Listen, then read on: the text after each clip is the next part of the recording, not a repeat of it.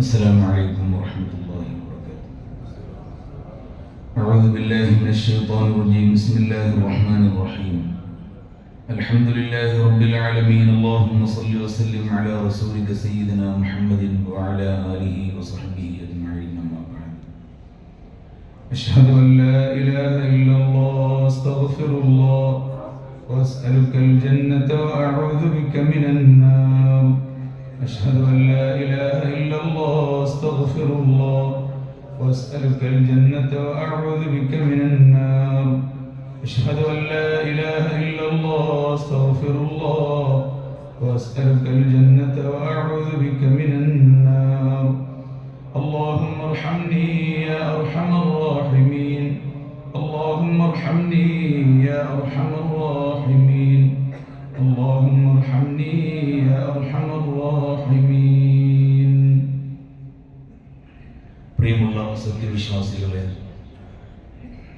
മുഅ്മിനീങ്ങളെ, അല്ലാഹു സുബ്ഹാനഹു വ തആല നമ്മുടെ ഒരുമിച്ച് കൂടൽ അവൻ ഏറ്റവും ഇഷ്ടമുള്ള അമലായി നമ്മിൽ നിന്ന് ഖബൂൽ ചെയ്യട്ടെ. പാപങ്ങൾ ചെറുതും വലുതും അല്ലാഹു റബ്ബുൽ ഇസ്സത്ത് വിട്ടുപുറത്ത് മാഫാക്കി തരട്ടെ. നമ്മിലുള്ള മുഴുവൻ രോഗികൾക്കും കാമിലായ ശിഫാവും ശമനവും അല്ലാഹു പ്രദാനം ചെയ്യട്ടെ. ദുആ കൊണ്ട് വസിയത്ത് ചെയ്ത മുഴുവൻ ആളുകളുടെയും ലക്ഷ്യങ്ങൾ അല്ലാഹു പൂർത്തീകരിച്ചു കൊടുക്കട്ടെ. നമ്മുടെ പള്ളിയുടെ പരിസരങ്ങളിലായി മറവ് ചെയ്യപ്പെട്ടിട്ടുള്ള മുഴുവൻ ആളുകൾക്കും അല്ലാഹു മഗ്ഫിറത്തും റഹ്മത്തും പ്രദാനം ചെയ്യട്ടെ. നാമുമായി ബന്ധമുള്ള ലോകത്തിന്റെ നാനാ ദിക്കുകളിൽ കിടന്നുറങ്ങുന്ന മുഴുവൻ മുഅ്മിനീൻ മുഅ്മിനാത്തുകൾക്കും അല്ലാഹു റബ്ബുൽ ഇസ്സത്ത് ഈ റഹ്മത്തിന്റെ പത്തിന്റെ ബർക്കത്ത് കൊണ്ട് അവന്റെ വിശാലമായ കാരുണ്യവും അവന്റെ പാപമോചനവും അല്ലാഹു നൽകി അനുഗ്രഹിക്കട്ടെ. ആമീൻ വറഹ്മത്തുക യാ അർഹമർ റഹീമീൻ. പ്രിയമുള്ള സഹോദരങ്ങളെ, തഖ്വ ഏറെ ചിന്തിക്കുവാനുണ്ട് എന്നതാണ് ഇന്ന് നമ്മൾക്ക് ചർച്ച ചെയ്യാനുള്ള വിഷയം. മുഅ്മിനായ ഒരു മനുഷ്യന്റെ ജീവിതത്തിൽ സജീവമായ ആലോചനകൾ നിരന്തരം നടത്തേണ്ടുന്ന ഒരു വിഷയമാണ് തഖ്വ. എപ്പോഴെങ്കിലൊക്കെ നമ്മൾ അതേക്കുറിച്ച് രണ്ട് വർത്തമാനം പറയും, നിർത്തും, അവസാനിപ്പിക്കും, പഴയപടി നമ്മുടെ ജീവിതം വീണ്ടും തുടരും എന്നതല്ലാതെ അല്ലാഹുവിനെ ഭയന്നുകൊണ്ടുള്ള ജീവിതത്തിന്റെ കാതലായ ഭാഗങ്ങളൊക്കെ നമ്മൾക്ക് തിരസ്കരിക്കാനാണ് ഇഷ്ടം. ആ ഒരു മനോഭാവത്തെ അല്ലാഹു ഇടക്കിടക്ക് ചോദ്യം ചെയ്യുന്നുണ്ട് താനും. ഖുർആനിൽ ഇടക്കിടെ കാണാം, അഫലാ തഅഖിലൂൻ, ചിന്തിക്കുന്നില്ലേ? അഫലാ യതദബ്ബറൂനൽ ഖുർആൻ, ആലോചിക്കണില്ലേ? അം അലാ ഖുലൂബിൻ അഖ്ഫാലുഹാ, ഹൃദയം പൂട്ടിട്ട് ഭദ്രമാക്കി വെച്ചിരിക്കണോ? പരിശുദ്ധമായ ഖുർആനിൽ ഇടയ്ക്കിടെ അല്ലാഹു ഇങ്ങനെ ഹൃദയങ്ങളെ തൊട്ടുണർത്തുന്നത് കാണാം. ജീവിതത്തിൽ അനിവാര്യമായും വേണ്ട ഒരു ഘടകമാണ് സൃഷ്ടിച്ച പരിപാലകനായ റബ്ബിനെ ഭയന്നുകൊണ്ടുള്ള ഒരു ജീവിതത്തിന്റെ ഓർമ്മ. മഹാനായ അബ്ദുല്ലാഹി ഇബ്നു ഉമർ റളിയല്ലാഹു അൻഹു മദീനയുടെ ഒരു ഭാഗത്തൂടെ അങ്ങനെ നടന്നു നീങ്ങുകയാണ്. ഭയങ്കര വിശപ്പ് അനുഭവപ്പെട്ടപ്പോൾ ഒരു സുപ്ര വിരിച്ചു മനോഹരമായ ഭക്ഷണ വിഭവങ്ങളൊക്കെ നിരത്തി കൂടെയുള്ളവർ ഭക്ഷണം കഴിക്കാനിരുന്നു. ആ വഴിയെ നടന്നു നീങ്ങിയ ഒരു ആട്ടിടയനുണ്ടായിരുന്നു, ചെറിയൊരു കുട്ടി. ഒരുപാട് ആട്ടിൻ പറ്റങ്ങളുമായി അവയെ മേച്ചു നടക്കുകയാണ് ആ കുട്ടി. മഹാനായ അബ്ദുല്ലാഹി ഇബ്നു ഉമർ റളിയല്ലാഹു അൻഹു ആ കുഞ്ഞിനെ ഇങ്ങനെ അടുത്തേക്ക് വിളിച്ചിട്ട് പറഞ്ഞു, വരൂ, ഭക്ഷണം കഴിക്കാനിരിക്കൂ നമ്മുടെ കൂടെ.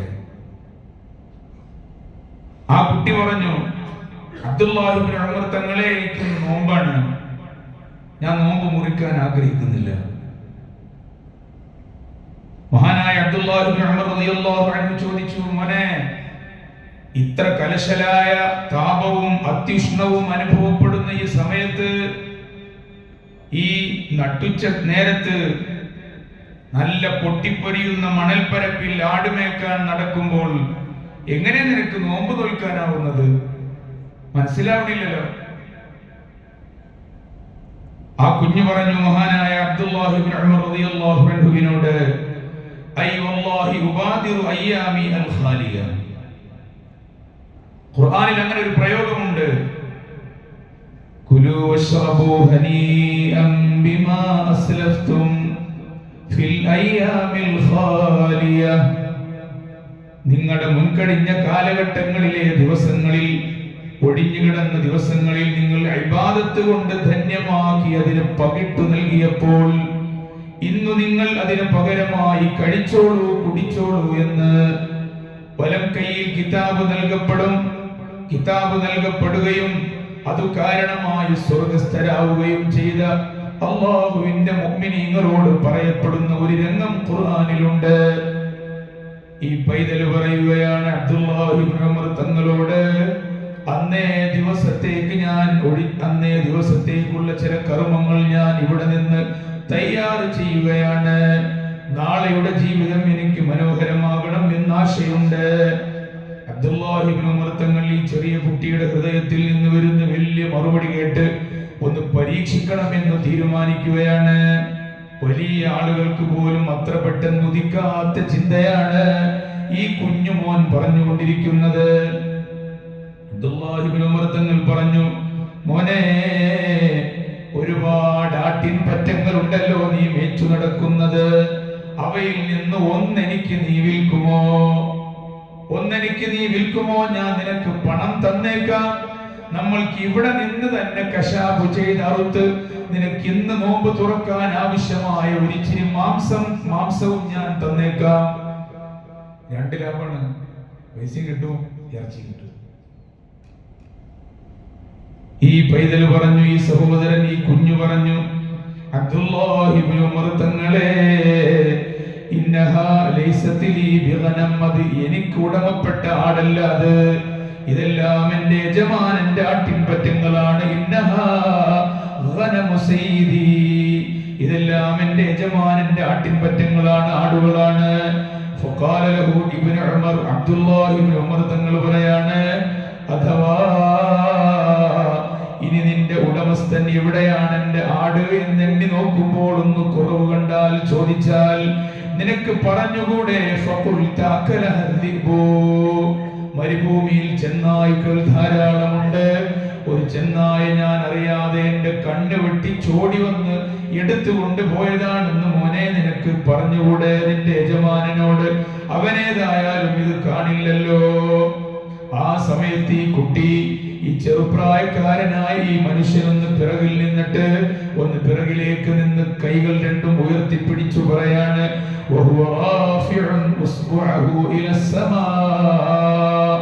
ആകാശത്തേക്ക് ഇരു കൈകളെ ഉയർത്തിയിട്ട് പറയാണ്, അധികാരിയായ റബ്ബില്ലേ നമ്മളെ കാണാൻ. ഈ ആട്ടിൻപറ്റങ്ങളുടെ ഉടമസ്ഥനായ എന്റെ അള്ളാഹുവിന്റെ സൃഷ്ടികളിലെ എന്റെ ഈ യജമാനൻ അവൻ കണ്ടില്ലെന്നിരിക്കട്ടെ, അടിമകളുടെ ഉടമയായ തമ്പുരാൻ ഇത് കാണുന്നില്ലേ? അല്ലാഹു എവിടെ? ഇബ്നു ഉമർ റളിയല്ലാഹു അൻഹു പറയാണ്, ഫജഅല ഇബ്നു ഉമർ യുറദ്ദിദു ഖൗല റാഇ, ആ ആട്ടിടയനായ ചെറുപ്രായക്കാരനായ ആ മനുഷ്യന്റെ ഈ വാക്ക് അബ്ദുല്ലാഹി ഇബ്നു ഉമർ തങ്ങൾ ഇങ്ങനെ ആവർത്തിച്ചുകൊണ്ടിരുന്നു, അല്ലാഹു എവിടെ? മഹാനായ അബ്ദുല്ലാഹി ഇബ്നു ഉമർ തങ്ങൾ മദീനയുടെ കമ്പോളങ്ങളിൽ തിരിച്ചെത്തുകയാണ്. ഈ കുഞ്ഞിന്റെ ഉടമ ആരാണെന്ന് അന്വേഷിച്ചു തെരഞ്ഞു പിടിക്കുകയാണ്. അയാളിൽ നിന്ന് ഈ ആട്ടിൻപറ്റങ്ങൾ മുഴുവൻ വില കൊടുത്തു വാങ്ങുകയാണ്. ഈ ഇടയനായി ജോലി ചെയ്യുന്ന, അടിമയെപ്പോലെ ജോലി ചെയ്യുന്ന ഈ മനുഷ്യനെയും ഈ കുട്ടിയെയും മോചിപ്പിക്കുകയാണ്. അല്ലാഹുവിനെ മനോഹരമായി തഖ്വയോടെ ചിന്തിച്ചു ജീവിക്കുന്ന ഈ പൈതലിന്റെ മറുപടി കേട്ട് ഹൃദയത്തിൽ വല്ലാത്ത ഒരു ചലനം ഉളവാക്കിയതിനാൽ ഈ കുഞ്ഞിന്, അതല്ലെങ്കിൽ ഈ ചെറുപ്രായക്കാരനായ ഈ മനുഷ്യന് ജീവിക്കാൻ വേണ്ടി ഈ ആട്ടിൻപറ്റങ്ങളെയും മഹാനായ അബ്ദുല്ലാഹി ഇബ്നു ഉമർ തങ്ങൾ വാങ്ങി നൽകുകയാണ്. നമ്മളൊക്കെ എത്രയോ ഘട്ടങ്ങളിൽ നമ്മൾ മാത്രമല്ലേ അറിയൂ, സൃഷ്ടികളിൽ ഒരാളും അറിഞ്ഞിട്ടില്ലല്ലോ. ഭാര്യ അറിയില്ല, മാതാപിതാക്കൾ അറിയില്ല, മക്കളറിയില്ല, എന്നെ ഒരാളും കണ്ടിട്ടില്ല എന്ന് കരുതി അള്ളാഹുവിന്റെ നിരീക്ഷണം മറന്ന് പല കോമാളിത്തരവും നമ്മൾ കളിക്കുന്നുണ്ട്. എത്രയോ ഉദാത്തമായ മാതൃകകളാണ് മഹാന്മാരായ സ്വഹാബികൾ കാണിച്ചു തരുന്നത്. അള്ളാഹുവിനെ മറഞ്ഞും ഒളിഞ്ഞും തഖ്വയോടെ ജീവിക്കണം എന്നതിന് അതിനു വേണ്ടിയാണ് നോമ്പ് എന്ന ഒരു പദ്ധതിയും അള്ളാഹു ആവിഷ്കരിച്ചിട്ടുള്ളത്. യാ അയ്യുഹല്ലദീന ആമനൂ കുതിബ അലൈക്കുമുസ് സിയാം, നോമ്പ് നിങ്ങൾക്ക് നിർബന്ധമാക്കി തന്നിരിക്കുന്നു.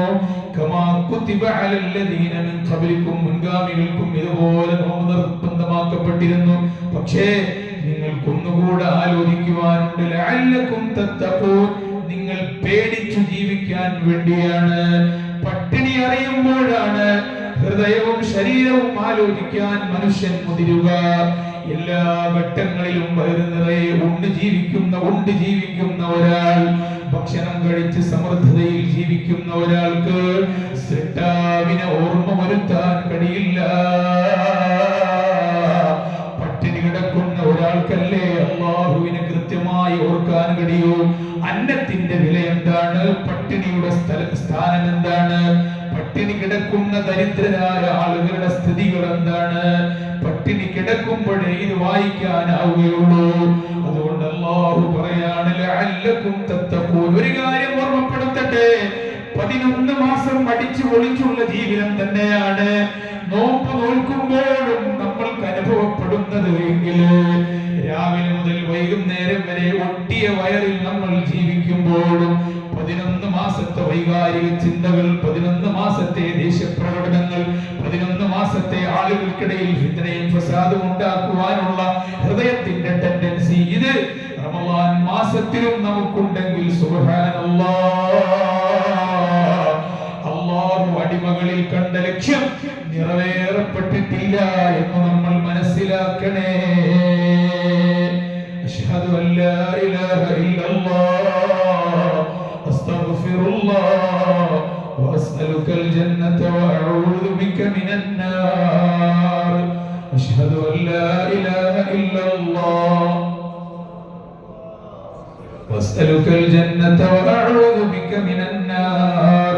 അശ്ഹദു അല്ലാ ഇലാഹ ഇല്ലല്ലാഹ്.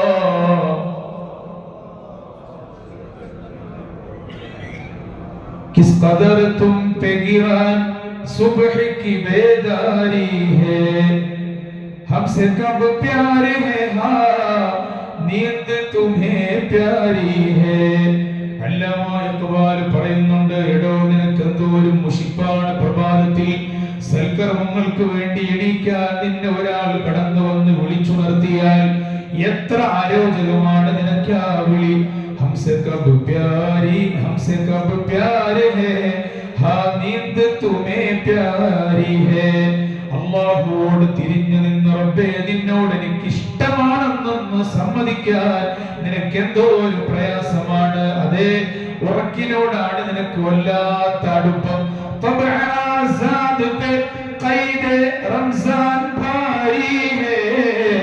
റമളാനിൽ അല്ലാഹു റബ്ബുൽ ഇസ്സത്ത് അടിമകളെ ഇബാദത്തിൽ സജീവമായി ബന്ധിപ്പിക്കാൻ അല്ലാഹു റബ്ബുൽ ഇസ്സത്ത് ശ്രമിക്കുമ്പോഴും നിന്റെ വിശാലമായ സ്വാതന്ത്ര്യത്തിൽ അത് ഭാരമാണെന്ന് കരുതുകയല്ലേ നീ. തുമേ കഹ്ദോ യഹി ആയിനെ വഫാദാരി ഹേ.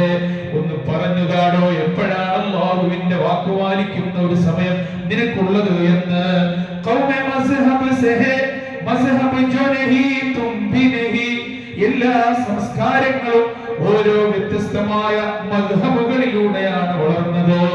എല്ലാ സമൂഹങ്ങളുടെയും ഉയർച്ചകൾ നല്ല മദ്ഹബുകളിലൂടെയാണ് ഉണ്ടായത്. മസ്ഹബ് ജോ നഹി തും ഭി നഹി. മദ്ഹബിനൊരു സ്ഥാനം ഹൃദയത്തിൽ നീ നൽകിയില്ലെങ്കിൽ നിനക്കും നിലനിൽപ്പില്ല. ജസ്ബെ ബാഹം ജോ നഹി മഹ്ഫിൽ അൻജും ഭി നഹി.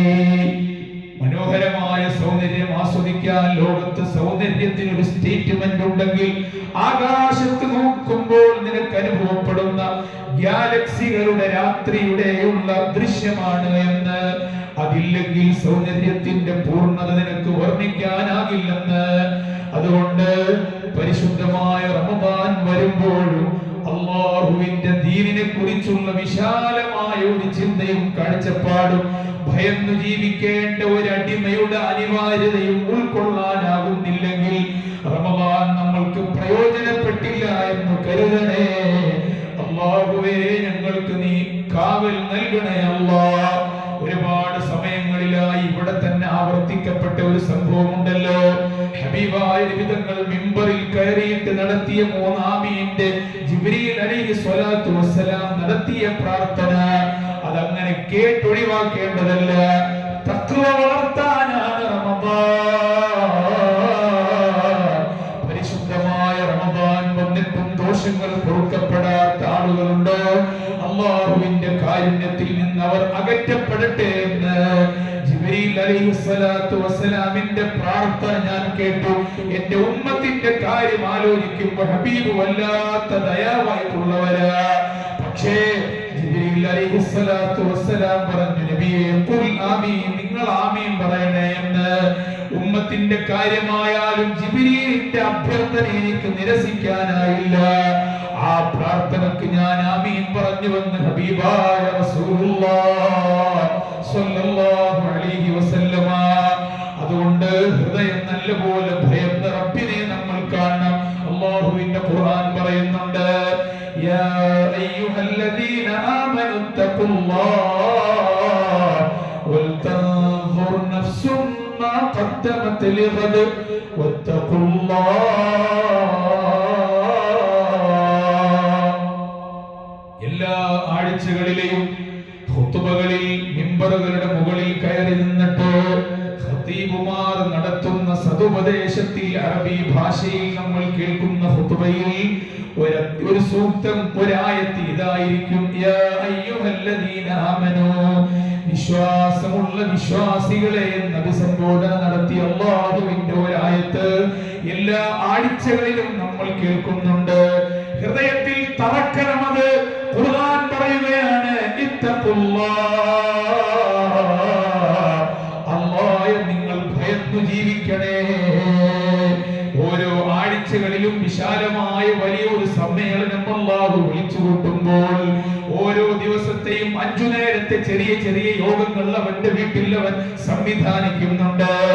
ആഴ്ച തോറും വിശാലമായ ഒരു സൗകര്യപ്രദമായ സ്ഥലത്ത് വലിയ ഒരു സമ്മേളനവും അവൻ വിളിച്ചു വരുത്തുന്നുണ്ട്. ഒരുപാട് കാര്യങ്ങൾ ഹൃദയത്തിലേക്ക് ആരും ഇറക്കുക എന്നുള്ളതാണ് റബ്ബിന്റെ താല്പര്യമെങ്കിൽ ഖതീബിന്റെ സംസാരത്തിൽപ്പെട്ടതാണ്, യാ അയ്യുഹല്ലദീന ആമനു തഖുല്ലാഹ്. ഇനിയെങ്കിലും അത് കേൾക്കുമ്പോൾ ഓർമ്മ വരണം നമുക്ക്, ഈമാനുള്ളവരെ അല്ലാഹു അഭിസംബോധന ചെയ്യുന്നുണ്ട്, ഇത്തഖുല്ലാഹ്, തഖ്വയോടെ ജീവിക്കണേ എന്ന്. ആ ആയത്തിന്റെ മഹത്വം നിർത്താനായിട്ടില്ല. ഖുർആൻ പറയാണ്, വൽ തൻഫുർ നഫ്സും മാ ഖദ്ദമത് ലിഗദ്. മോനെ, നാളെ അല്ലാഹുവിന്റെ മുമ്പിൽ മരണപ്പെട്ട് ഖബറിന്റെ അകത്ത് 6 അടി മണ്ണിന്റെ ഉള്ളിൽ നിന്നെ താഴ്ത്തിയാൽ വിശാലമായ ആഖിറ ജീവിതം അവിടെ ആരംഭിക്കപ്പെടുകയാണ്. ആ ആഖിറ ജീവിതത്തിൽ അല്ലാഹു നിന്നോട് ചോദിക്കുന്ന ചോദ്യാവലികളിൽ തഖ്വ വളരെ പ്രധാനമാണ്. നാളെയുടെ ജീവിതത്തിലേക്ക് നിനക്ക് എന്തെങ്കിലും കൊണ്ടുപോകാൻ, കഴിക്കാൻ കൂടെ കരുതേണ്ട പാഠേയമുണ്ടോ എന്ന് ഇടയ്ക്കിടയ്ക്ക് നീ ചിന്തിക്കണേ. ഒരൊറ്റ ആയത്തിന്റെ ഉള്ളിലാണ് 2ാം തവണയും അല്ലാഹു അതേ അധ്യാപനം കൊണ്ടുവരുന്നത്. നാളെയുടെ കാര്യം ആലോചിക്കുമ്പോൾ പടച്ച തമ്പുരാനോടുള്ള, സൃഷ്ടിച്ച തമ്പുരാനോടുള്ള ആ ഭക്തി നിറഞ്ഞ ജീവിതം എപ്പോഴും നിങ്ങൾക്ക് ഓർമ്മ വരണേ. നാളത്തെ ജീവിതത്തിന്റെ വിജയത്തിന്റെ കാതൽ അതാണ്.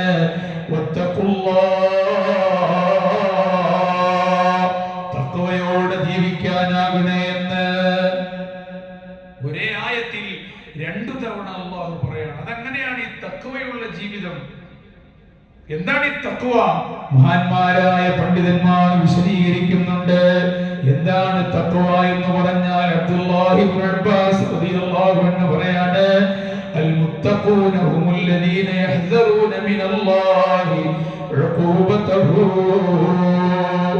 എല്ലാ ചെയ്തികളിലും കർമ്മങ്ങളിലും ഇതിൽ എന്റെ റബ്ബിന്റെ അരികിൽ നിന്ന് അവന്റെ ദേഷ്യവും ശിക്ഷയുമാണോ ലഭിക്കുക? അതെല്ലാം അവന്റെ ഔദാര്യവും പ്രതിഫലവുമാണോ ലഭ്യമാകുക? ഇത് ചിന്തിക്കുന്നവരാണ് മുത്തഖീങ്ങൾ എന്ന് മഹാനായ റഈസുൽ മുഫസ്സിരീൻ അബ്ദുല്ലാഹി ഇബ്നു അബ്ബാസ് റളിയല്ലാഹു അൻഹു. നമ്മൾ അങ്ങനെ ആലോചിക്കലില്ല. ദേഷ്യപ്പെട്ടിട്ട് ഇങ്ങനെ ഒരു സ്ഥലത്ത് നിൽക്കുമ്പോൾ ഒരാൾ വെറുതെ ഒന്ന് അലമ്പുണ്ടാക്കി നമ്മളോട് ദേഷ്യപ്പെട്ടു എന്നിരിക്കട്ടെ, ചൂടായി എന്നിരിക്കട്ടെ, നമ്മൾക്ക് അയാളെ കൈകൊണ്ടടിക്കാൻ അവസരം കിട്ടിയിട്ടില്ലെങ്കിൽ പിന്നെ നമ്മൾ കല്ലെടുക്കും, എറിയും. ഒരു മീറ്റർ കൊണ്ടാലേ നമുക്കൊരു സമാധാനമാവും. അവിടെ നമ്മൾ ആലോചിക്കണില്ല ഈ ചെയ്യുന്നത് ദുൽമാണ്, എന്നെ പടച്ച തമ്പുരാൻ ഇതുകൊണ്ട് എന്നോട് ദേഷ്യപ്പെടുന്നു.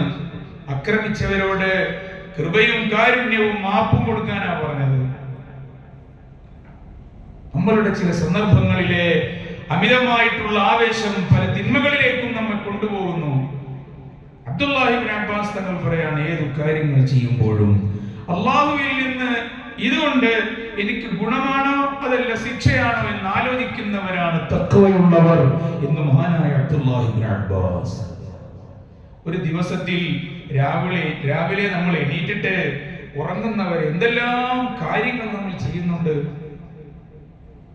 ചെറുതും വലുതുമായ പ്രത്യാഘാതങ്ങൾ ഉളവാക്കുന്ന ഒരുപാട് കാര്യങ്ങൾ. അത് നല്ല കാര്യമുണ്ട്, തെറ്റായ കാര്യങ്ങളുണ്ട്. പക്ഷെ അവിടെയൊക്കെ ഞാനും അല്ലാഹുവും തമ്മിലുള്ള ബന്ധം ഇതിൽ എന്താണ് എന്ന് ചിന്തിക്കുമ്പോഴാണ് ഹൃദയത്തിൽ തഖ്വ ഊട്ടി ഉറപ്പിക്കപ്പെടുക. മഹാനായ തുൽഖുബ്നു ഹബീബ് റളിയല്ലാഹു അൻഹു പറയുന്നുണ്ട്, അത്തഖ്വ അൻ തഅമല ബിതാഅത്തില്ലാഹി അലാ നൂരിൻ മിനല്ലാഹ്. എല്ലാ സന്ദർഭങ്ങളെയും റബ്ബിന്റെ ത്വാഅത്തിലായി അല്ലാഹുവിന്റെ പ്രകാശമാണ് എന്ന രീതിയിൽ ത്വാഅത്തിലായി നീ ചെലവഴിക്കുക. തർജു സവാബല്ലാഹ്. നല്ല കാര്യങ്ങൾക്ക് ചെലവാക്കിയാൽ ആണല്ലോ ഓരോ നിമിഷങ്ങൾക്കും അനുയോജ്യമായ പ്രതിഫലം അല്ലാഹു നൽകുകയുള്ളൂ. ആ നിയത്തിൽ ഓരോ നിമിഷങ്ങളെയും ചെലവഴിക്കുക എന്നാണ് തഖ്വ. വഅൻ തത്റുക മഅസിയത്തല്ലാഹി അലാ നൂരിൻ മിനല്ലാഹി തഖാഫു ഇഖാബല്ലാഹ്. ഏതു കാര്യവും ചെയ്യാൻ തുനിയുമ്പോൾ ഇത് തെറ്റാണെന്ന് നിനക്ക് ബോധ്യമായാൽ അല്ലാഹുവിന്റെ പ്രത്യേക പ്രകാശം തെറ്റ് ചെയ്യുന്ന ആളുകൾക്കല്ല, അത് ഉപേക്ഷിക്കുന്നവർക്കാണെന്ന് മനസ്സിലാക്കി ശിക്ഷയെ ഭയന്ന് മാറി നിൽക്കുക. അപ്പൊ റെഡിയാവും. ബാങ്ക് വിളി കേട്ടു, പഠിച്ചോനെ എനിക്കിപ്പോ ഓടുത്ത് നിസ്കരിക്കാൻ പ്രശ്നങ്ങളൊന്നുമില്ല, എന്നാൽ ഈ ഫോണിൽ കുറച്ചും കൂടെ ആളുകൾക്ക് ഇതിൽ റീപ്ലൈ കൊടുക്കാനുണ്ട്. രാവിലെ സുബിസ്കാരം കിടങ്ങിയേക്ക് ഉറങ്ങിയതായിരുന്നു. എണീക്കലപ്പോ ഇഖാമത്ത് കൊടുക്കാൻ 12:51 12:45 കയറി എണീറ്റുണ്ടാവും. വായ പോലും ക്ലീൻ ആക്കിയിട്ടുണ്ടാവില്ല, കുളിച്ചിട്ടുണ്ടാവില്ല, ബാത്റൂം പോയിട്ടുണ്ടാവില്ല, നല്ല ശരിക്ക് ബാത്റൂം പോകാനൊക്കെ മുട്ടുണ്ടാവും. എന്നാലും ഫോൺ എടുത്ത് ആരൊക്കെ പുതിയ മെസ്സേജ് വിട്ട് എല്ലാം നോക്കി നിസ്കാരം കഴിഞ്ഞിട്ട് നല്ല സാധാരണ പോയിട്ട് മോളിൽ പോയി നിസ്കരിക്കുക. ഒറ്റയ്ക്ക് പെട്ടെന്ന് ഇങ്ങനെ കുറുക്കു വിദ്യകളാണ് നമ്മൾ ചെയ്യുന്നതെല്ലാം. പക്ഷേ അങ്ങനെ ചെയ്യുമ്പോഴെല്ലാം അതിൽ ഞാനും റബ്ബുമായി ബന്ധപ്പെടുന്ന വിഷയമായതുകൊണ്ട് അതിൽ എനിക്ക് ഗുണമുണ്ടോ അതല്ല അതിൽ എനിക്ക് തെറ്റാണോ തിന്മയാണോ ശിക്ഷയാണോ വരിക എന്നത് ചിന്തിക്കാനാകണം. മഹാനായ അബ്ദുല്ലാഹി ഇബ്നു മസ്ഊദ് റളിയല്ലാഹു അൻഹു പറയാണ്, ഖുർആനിൽ അല്ലാഹു അടിമകളോട് പറഞ്ഞല്ലോ, യാ അയ്യുഹല്ലദീന ആമനു തഖുല്ലാഹ ഹഖ്ക തുഖാതിഹി. ഈമാനുള്ളവരെ റബ്ബിനെ സൂക്ഷിക്കേണ്ട പോലെ നിങ്ങൾ സൂക്ഷിക്കണം എന്ന്. അവന്റെ നോട്ടമില്ലാത്ത സ്ഥലമില്ല, അവന്റെ ഇടപെടൽ നടത്താൻ കഴിയാത്ത ഒരു സന്ദർഭങ്ങളില്ല. ഇതെപ്പോഴും അടിമകൾക്ക് ഓർമ്മ വേണേ എന്ന് ഖുർആൻ തന്നെ എപ്പോഴും ഓർമ്മപ്പെടുത്തുന്നുണ്ട് മനുഷ്യനെ. എന്നിട്ടെന്ന് പറയാണ്, വലാ തമുതുന്ന ഇല്ലാ വഅൻതും മുസ്ലിമൂൻ. തഖ്വയോടുകൂടെ ജീവിച്ചെങ്കിലേ മുസ്ലിമായി ജീവിക്കാം, മുസ്ലിമായി മരിക്കാൻ കഴിയൂ. പക്ഷെ അല്ലാഹു മനുഷ്യനോട് ഒരു ശപഥം നടത്തുകയാണ്, നീ മുസ്ലിമായിട്ടല്ലാതെ മരിക്കാൻ പാടില്ല. അത് നമ്മൾ വിചാരിച്ചാൽ നടക്കണാണോ നമുക്കൊരു ചോദ്യം ഉണ്ടാവും. മുസ്ലിമായിട്ടല്ലാതെ നീ മരിക്കരുത് അങ്ങനെ നമുക്ക് ഉറപ്പാക്കുക. അതിന് പറ്റേണ്ട, അത് നിർബന്ധമായും കിട്ടേണ്ട പണിയെടുക്കണം എന്നാണ് അല്ലാഹു നമ്മോട് ഓർമ്മപ്പെടുത്തുന്നത്. അതെനിക്ക് സാഹചര്യങ്ങൾ ഉണ്ടായില്ല, സന്ദർഭങ്ങൾ ഒത്തുവന്നില്ല. പടച്ചവനെ, ഞാൻ ജീവിച്ചിരുന്ന സന്ദർഭങ്ങളിൽ ഫുള്ള് അമിതമായിട്ടുള്ള തിന്മകളും തെമ്മാടിത്തരങ്ങളും, അതിനായിരുന്നു ആളുകൾക്ക് ഇൻട്രസ്റ്റും താല്പര്യവും ഇഷ്ടവും പൊരുത്തവും. അതുകൊണ്ട് ഞാനും ആൾക്കാരെ കൂടെ കൂടി, പ്രശ്നമൊന്നുമില്ല, അവരെ പോലെ എല്ലാം നീയും അനുഭവിക്കേണ്ടി വരും. അതുകൊണ്ട് ഖുർആൻ പറയുന്നു, അബ്ദുല്ലാഹി ഇബ്നു മസ്ഊദ് തങ്ങൾ പറയാണ്, ഇവിടെ ഇത്തഖുല്ലാഹ ഹഖ തുഖാതിഹി, അല്ലാഹയെ ഭയപ്പെടേണ്ട പോലെ ഭയപ്പെടണമെന്ന് പറഞ്ഞാൽ തഖ്വല്ലാഹി, അല്ലാഹുവിന്റെ തഖ്വക്ക് ഇവിടെ നമ്മൾ കാണേണ്ട നിർവചനം അബ്ദുല്ലാഹി ഇബ്നു മസ്ഊദ് തങ്ങൾ പറയാണ്, അയ്യുതാഅ ഫലാ യുഅസാ, അല്ലാഹുവിനെ കൃത്യമായും വഴിപ്പെടലും നിന്റെ പക്കൽ നിന്നൊരു തെറ്റും തിന്മയും വരാതെ നീ ശ്രദ്ധിക്കലുമാണ്. അല്ലാഹ് എന്ന് ഓർക്കുമ്പോൾ, പടച്ചവനെ, നിന്റെ ഹക്കിൽ ഞാൻ ഒരു തെറ്റും ചെയ്തിട്ടില്ല എന്ന് നിന്നെ കുറിച്ച് നിനക്കെങ്കിലും സ്വന്തമായി പറയാനും ആശ്വസിക്കാനും പറ്റണം. എപ്പോഴും എപ്പോഴും അല്ലാഹ് എന്ന ഓർമ്മയിൽ ജീവിക്കലാണ്. അല്ലാഹു ഹൃദയത്തിൽ നിന്ന് ഒരിക്കലും മറന്നു പോകാത്ത വിധം, അതൊഴിഞ്ഞു പോകാത്ത തരത്തിൽ എപ്പോഴും അല്ലാഹ് എന്ന ചിന്തയിൽ മാത്രം ജീവിക്കുക. എപ്പോഴും അല്ലാഹുവിനെ നന്ദി ചെയ്യാനും അല്ലാഹുവിന്റെ നിഅമത്തിന് പകരമായി റബ്ബിന് എന്തെങ്കിലും ശുക്ർ ചെയ്യാനും അവസരമുണ്ടോ എന്ന് തേടി നടക്കുക.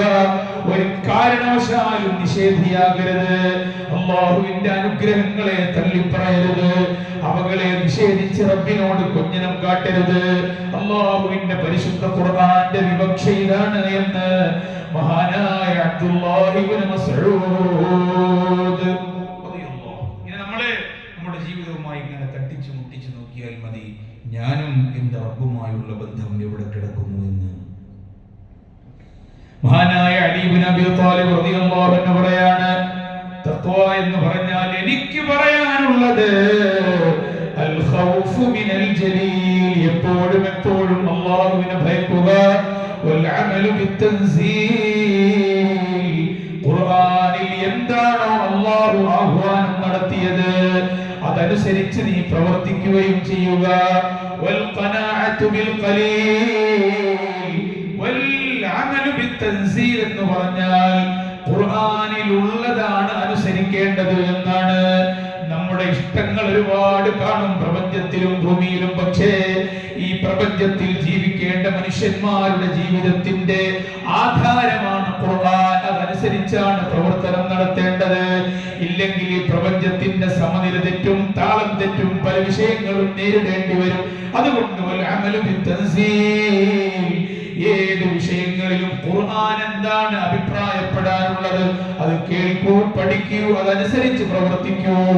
വൽ ഖനാഅതു ബിൽ ഖലീൽ, ചുരുങ്ങിയതാണെങ്കിലും കുറച്ചാണെങ്കിലും ഉള്ളത് കൊണ്ട് നിങ്ങൾ തൃപ്തിപ്പെടൂ. അതാണ് തഖ്വയുടെ മറ്റൊരു ഭാഗം. മഹാനായ അലി റളിയല്ലാഹു അൻഹു പറയുകയാണ്, എന്ന് പറഞ്ഞാൽ മനുഷ്യന്റെ ആശ മരണപ്പെട്ടാലും തീരില്ലല്ലോ. നബിതങ്ങൾ പറയുന്നുണ്ട്, മനുഷ്യൻ മരണപ്പെട്ടാലും ലാ യംലഅ ഫാഹു ലാ യംലഅ ഫാഹു ഇല്ല തുറാബ്. ആഗ്രഹങ്ങൾ ഇങ്ങനെ പറയുകയും വർണ്ണിക്കുകയും ചിന്തിക്കുകയും ചെയ്തിട്ട് അവസാനം ഖബറിന്റെ അകത്ത് വെച്ചവന്റെ വായയ്ക്കുള്ളിൽ മണ്ണ് തുറ്റി നിറയും വരെ അവന്റെ ആഗ്രഹങ്ങൾ കരുതി ഉണ്ടാവുകയില്ല. അപ്പൊ ആഗ്രഹങ്ങൾ ഫുള്ള് നടക്കുക എന്നുള്ളത് ഉണ്ടാവില്ല. അള്ളാഹു കുറച്ചൊക്കെ നിനക്ക് സംവിധാനം ചെയ്യാം. എല്ലാ ആഗ്രഹവും നടക്കണമെങ്കിൽ പിന്നെ പടച്ചവന് ആവശ്യപ്പെടില്ലല്ലോ. അപ്പൊ കലീലായിരിക്കും. നമ്മള് കുന്നോൾ ആഗ്രഹിച്ചാൽ ഒരു കല്ലോളെ ചിലപ്പോൾ നടന്നു എന്ന് വരുള്ളൂ. എല്ലാവരുടെ കാര്യം അങ്ങനെയാണ്. അതുകൊണ്ട് ഉള്ളത് കൊണ്ട് തൃപ്തിപ്പെടാനാവണം. അത് തഖ്വയുടെ വലിയ ഭാഗമാണ്. ഇല്ലെങ്കിൽ എന്താ സംഭവിക്കുക? നിരാശ വരും, ടെൻഷൻ വരും, സങ്കടം വരും. ഞാൻ ഓർത്തു പോവുകയാണ്, ഒരു സഹോദരൻ എന്നോട് പറഞ്ഞു, ഉസ്താദേ, ഞാനൊരു വിവാഹം കഴിച്ചു, എനിക്കതിൽ മക്കളും ഉണ്ടായിരുന്നു, ഗൾഫിലായിരുന്നു, മനോഹരമായ ജോലി ചെയ്ത് ഒരുപാട് രാജ്യങ്ങളിൽ ഞാൻ കറങ്ങി നടന്നു, പള്ളിയിൽ ഇമാമായിരുന്നു. അറബികൾക്ക് എന്റെ ഖുർആൻ പാരായണവും ബാങ്കുവിളിയൊക്കെ നല്ലപോലെ ഇഷ്ടമായിരുന്നു. നല്ല പണം ഞാൻ സ്വരൂപിച്ചിട്ടുണ്ട്. ഒന്നാം തരം അടിപൊളി വീട് ഞാൻ കയറ്റുകയും ചെയ്തു. അവൾക്ക് അവസാനം വേറെ ഒരുത്തനോട് പ്രണയം തോന്നി. അവൾ അവനുമായി ചാടിയിറങ്ങി. എന്റെ മക്കളെയും അവൾ കൊണ്ടുപോയി. കോടികൾ മുടക്കി ഞാൻ പണിത് നിർത്തി. എന്റെ മനോഹരമായ വീടും അവൾ കൈക്കലാക്കി. എന്റെ പറമ്പും അവൾ നേടിയെടുത്തു. ഞാൻ അനാഥനായി വെളിയിൽ ഇറങ്ങേണ്ടി വന്നു. സങ്കടഭാരം പിടിച്ചു നിർത്താൻ കഴിയാതെ മാസങ്ങളോളം നിസ്കരിക്കാൻ കഴിഞ്ഞിട്ടില്ല. സമനില തെറ്റി നടക്കുകയായിരുന്നു ഞാനെന്ന്. ആഗ്രഹിച്ചതൊക്കെ ഭൂമിയിൽ നടന്നോളുന്നില്ല. ഉള്ളത് കൊണ്ട് പൊരുത്തപ്പെടാൻ പറ്റണം. കുറച്ചൊക്കെ പഠിച്ചപോലെ പരീക്ഷണം ഉണ്ടാവും. എത്ര ഒരു പക്ഷേ 5 നേരം നമസ്കരിച്ച് പൊട്ടിക്കരഞ്ഞു ജീവിക്കുന്നവരായാലും ദാരിദ്ര്യത്തിന്റെ അഗാധ ഗർത്തങ്ങളിൽ കിടന്ന് രക്ഷപ്പെടാൻ കഴിയാതെ വേപ്പർ കൊണ്ട് നിൽക്കുന്ന ആളുകളെയും നമ്മൾ ഒരുപാട് കാണാറുണ്ട്. റബ്ബിന്റെ പരീക്ഷണമാണ്. എന്താണോ ഭൂമിയിൽ നമുക്ക് അർഹതപ്പെട്ട അല്ലാഹു തന്നത് അതിൽ തൃപ്തിപ്പെടുക. അത് തഖ്വയുടെ പ്രധാന ഭാഗമാണ് എന്ന് മഹാനായ അലി ഇബ്നു അബീ ത്വാലിബ് റളിയല്ലാഹു അൻഹു എന്നിട്ട് പറയാണ്, എപ്പോഴും വൽ ഇസ്തിഅദാദു ലിയൗമിർ റഹീൽ, മരണത്തിന് വേണ്ടിയുള്ള സജ്ജീകരണവും തയ്യാറെടുപ്പും നീ നടത്തുക. ഞാൻ ഓർത്തു പോവുകയാണ്, കൊയിലാണ്ടി ഭാഗത്തൊരു സഹോദരന്റെ വീട്ടിൽ ഞാൻ വഴതിന് ചെന്നു ഭക്ഷണത്തിന്. ആ വീട്ടിൽ കയറിയപ്പോൾ ആ സഹോദരന്റെ പ്രധാന കിടപ്പ് മുറിയിൽ കൊണ്ടുപോയി അതിന്റെ അകത്തുള്ള അലമാര തുറന്നു. കാര്യപ്പെട്ട എന്തോ കാണിക്കാനാണെന്നാണ് ഞാൻ മനസ്സിലാക്കിയത്. അയാൾ പറയാൻ, ഉസ്താദേ വയസ്സ് ഒരു 40 ഒക്കെ ആയിട്ടുണ്ടാവുകയുള്ളൂ. അയാൾ പറയാൻ, ഉസ്താദേ ഞാൻ വർഷങ്ങളായി എന്നെ മരണപ്പെട്ടാൽ പൊതിയാനുള്ള കഫൻ പുടവ എടുത്തു വെച്ചിരിക്കുകയാ. ഞാൻ നല്ലപോലെ അത്തർ പുരട്ടി എന്റെ ഭാര്യയോട് ഞാൻ പറഞ്ഞ് കൃത്യമാക്കി വെച്ചിരിക്കുന്നു. ഇത് പ്രത്യേക അഴകോടുകൂടെയാണ് ഞാൻ വെച്ചിട്ടുള്ളത്. അപ്പൊ ഞാൻ ചോദിച്ചു, ഇതിനെന്താ ഇത്ര പ്രത്യേകത? ആ മനുഷ്യൻ പറയുകയാണ്, മഹാനായ സയ്യിദ് മുഹമ്മദ് അലി ശിഹാബ് തങ്ങളുടെ വഫാത്തിന്റെ സമയത്ത് ഖബറിന്റെ അകത്തേക്ക് താഴ്ത്തി വെക്കാൻ ഞാൻ ആ സന്ദർഭത്തിൽ അവിടെ ഉണ്ടായിരുന്നു. അതിന് ഞാൻ എടുത്തു ഉപയോഗിച്ചിരുന്ന വസ്ത്രവും ഇതിലുണ്ട്. എല്ലാം കൂടെ എന്റെ മരണശേഷം എന്നെ കഫൻ പുടവയാക്കി പൊതിയാൻ ഞാൻ നേരത്തെ എടുത്തു വെച്ചിരിക്കുകയാണ്. പക്ഷേ അങ്ങനെ ഒരു മരണത്തിന്റെ ചെറിയ തയ്യാറെടുപ്പെങ്കിലും നമ്മൾ ഇത്ര കാലമായി നടത്തിയിട്ടുണ്ട്. മരണം കേൾക്കുന്നത് തന്നെ നമ്മൾക്ക് ഭയമാണ്. അത് ആരായാലും ഭയമുണ്ടാകും. പക്ഷേ ചെറിയ രൂപത്തിലെങ്കിലും അസ്റായീലിന്റെ വരവ് നിരസിക്കാത്ത വിധത്തിൽ ആ വരവ് കാണുമ്പോൾ ഇപ്പൊ കൊണ്ടുപോകൽ അസ്റായീലെ എന്ന് മനസ്സുകൊണ്ട് അലമുറയിടാത്ത വിധത്തിൽ ഒരുങ്ങി നിൽക്കുകയാണ് തഖ്വയുടെ പ്രധാന ഭാഗം എന്ന് മഹാനായ അലി ഹൈദറുൽ കർറാർ റളിയല്ലാഹു അൻഹു അല്ലാഹു തൗഫീഖ് ചെയ്യട്ടെ. സ്വല്ലല്ലാഹു അലാ മുഹമ്മദ് സ്വല്ലല്ലാഹു അലാ മുഹമ്മദ് اللهم صل على محمد. അലി റളിയല്ലാഹു അൻഹു ഒരു വേള മുഅ്മിനീങ്ങളായ ആളുകൾ അടക്കം ചെയ്യപ്പെട്ട ഒരു ഖബർസ്ഥാനിലൂടെ ഇങ്ങനെ നടക്കുകയാണ്. നമ്മളൊക്കെ എത്ര പോണു? ഇടക്കിടക്ക് അതിലൂടെ പാട്ടും പാടി വെല്ലുവിളിച്ച് വർത്താനം പറഞ്ഞ് വലിയ ഒച്ചപ്പാടൊക്കെ ഉണ്ടാക്കിയില്ല അളമെടുത്തിട്ട് നമുക്ക് പോവാം. ഖബർസ്ഥാനിലേക്ക് മഹാനായ അലി റളിയല്ലാഹു അൻഹു കയറി വന്നിട്ട് ചോദിക്കുകയാണ്, യാ അഹ്ലൽ ഖുബൂർ മൽ ഖബറു ഇൻദകും. ഖബറിൽ കിടക്കുന്നവരെ, ഹബീബായ നബി തങ്ങൾ പറഞ്ഞല്ലോ, ജീവിച്ചിരിക്കുന്ന ആളുകളെക്കാൾ കേൾവി ശക്തി മരണപ്പെട്ടവർക്കുണ്ടാകുമെന്ന്. ബദറിന്റെ ദിവസത്തിൽ ഹബീബ് അങ്ങനെ ഒരു പ്രസ്താവന സ്വഹാബികൾക്ക് കാണിച്ചു കൊടുത്തിട്ടുണ്ട്. മഹാനായ അലി റളിയല്ലാഹു അൻഹു ഖബർസ്ഥാനിലൂടെ ഇങ്ങനെ നടക്കുമ്പോൾ ചോദിക്കുകയാണ്, യാ അഹ്ലൽ ഖുബൂർ, ഞങ്ങളെപ്പോലെ നടന്നു നീങ്ങി അവസാനം ഖബറിന്റെ അകത്ത് ജീവിതം അവസാനിപ്പിച്ച് കിടന്നുറങ്ങുന്നവരെ, മൽ ഖബറു ഇൻദകും, നിങ്ങൾക്ക് എന്താ പറയാനുള്ളത്? എന്താ നിങ്ങളുടെ വർത്തമാനം? മഹാനായ അലി റളിയല്ലാഹു അൻഹു തന്നെ സ്വന്തമായി മറുപടി പറയാണ്, ഇന്നൽ ഖബറ ഇൻദനാ, നിങ്ങളുടെ കാലശേഷം ഞങ്ങൾക്ക് ഇവിടെ നിങ്ങളെ കുറിച്ച് പറയാനുള്ള വർത്തമാനം എന്തെന്നറിയോ? ഇന്ന അംവാലക്കും ഖദ് ഖുസിമത്, നിങ്ങളുടെ ഇവിടെ ഇട്ടേച്ചു പോയ അനന്തരാവകാശ സ്വത്ത് ഒരുപാടുണ്ടായിരുന്നു. അതെല്ലാം നിങ്ങളുടെ മക്കളായി ഭാര്യമാരായി വിഹിതം വെച്ചെടുത്ത് ചിലർ അതിൽ തർക്കിക്കുകയാണ്. അതുകൊണ്ട് മനോഹരമായി അടിച്ചു പൊളിച്ചു ജീവിക്കുകയാണ്. ആ സമ്പത്തിന്റെ പേരിൽ ഇനി നിങ്ങൾക്ക് യാതൊരു സ്ഥാനവുമില്ല. നിങ്ങൾ ഇവിടെ ഇട്ടേച്ചു പോയ നിങ്ങളുടെ മനോഹരമായ ആയുസ് ചെലവഴിച്ച് കെട്ടിപ്പൊക്കിയ വീടുകളുണ്ട്. ആ വീടുകളും പലരും താമസമാക്കിയിട്ടുണ്ട്.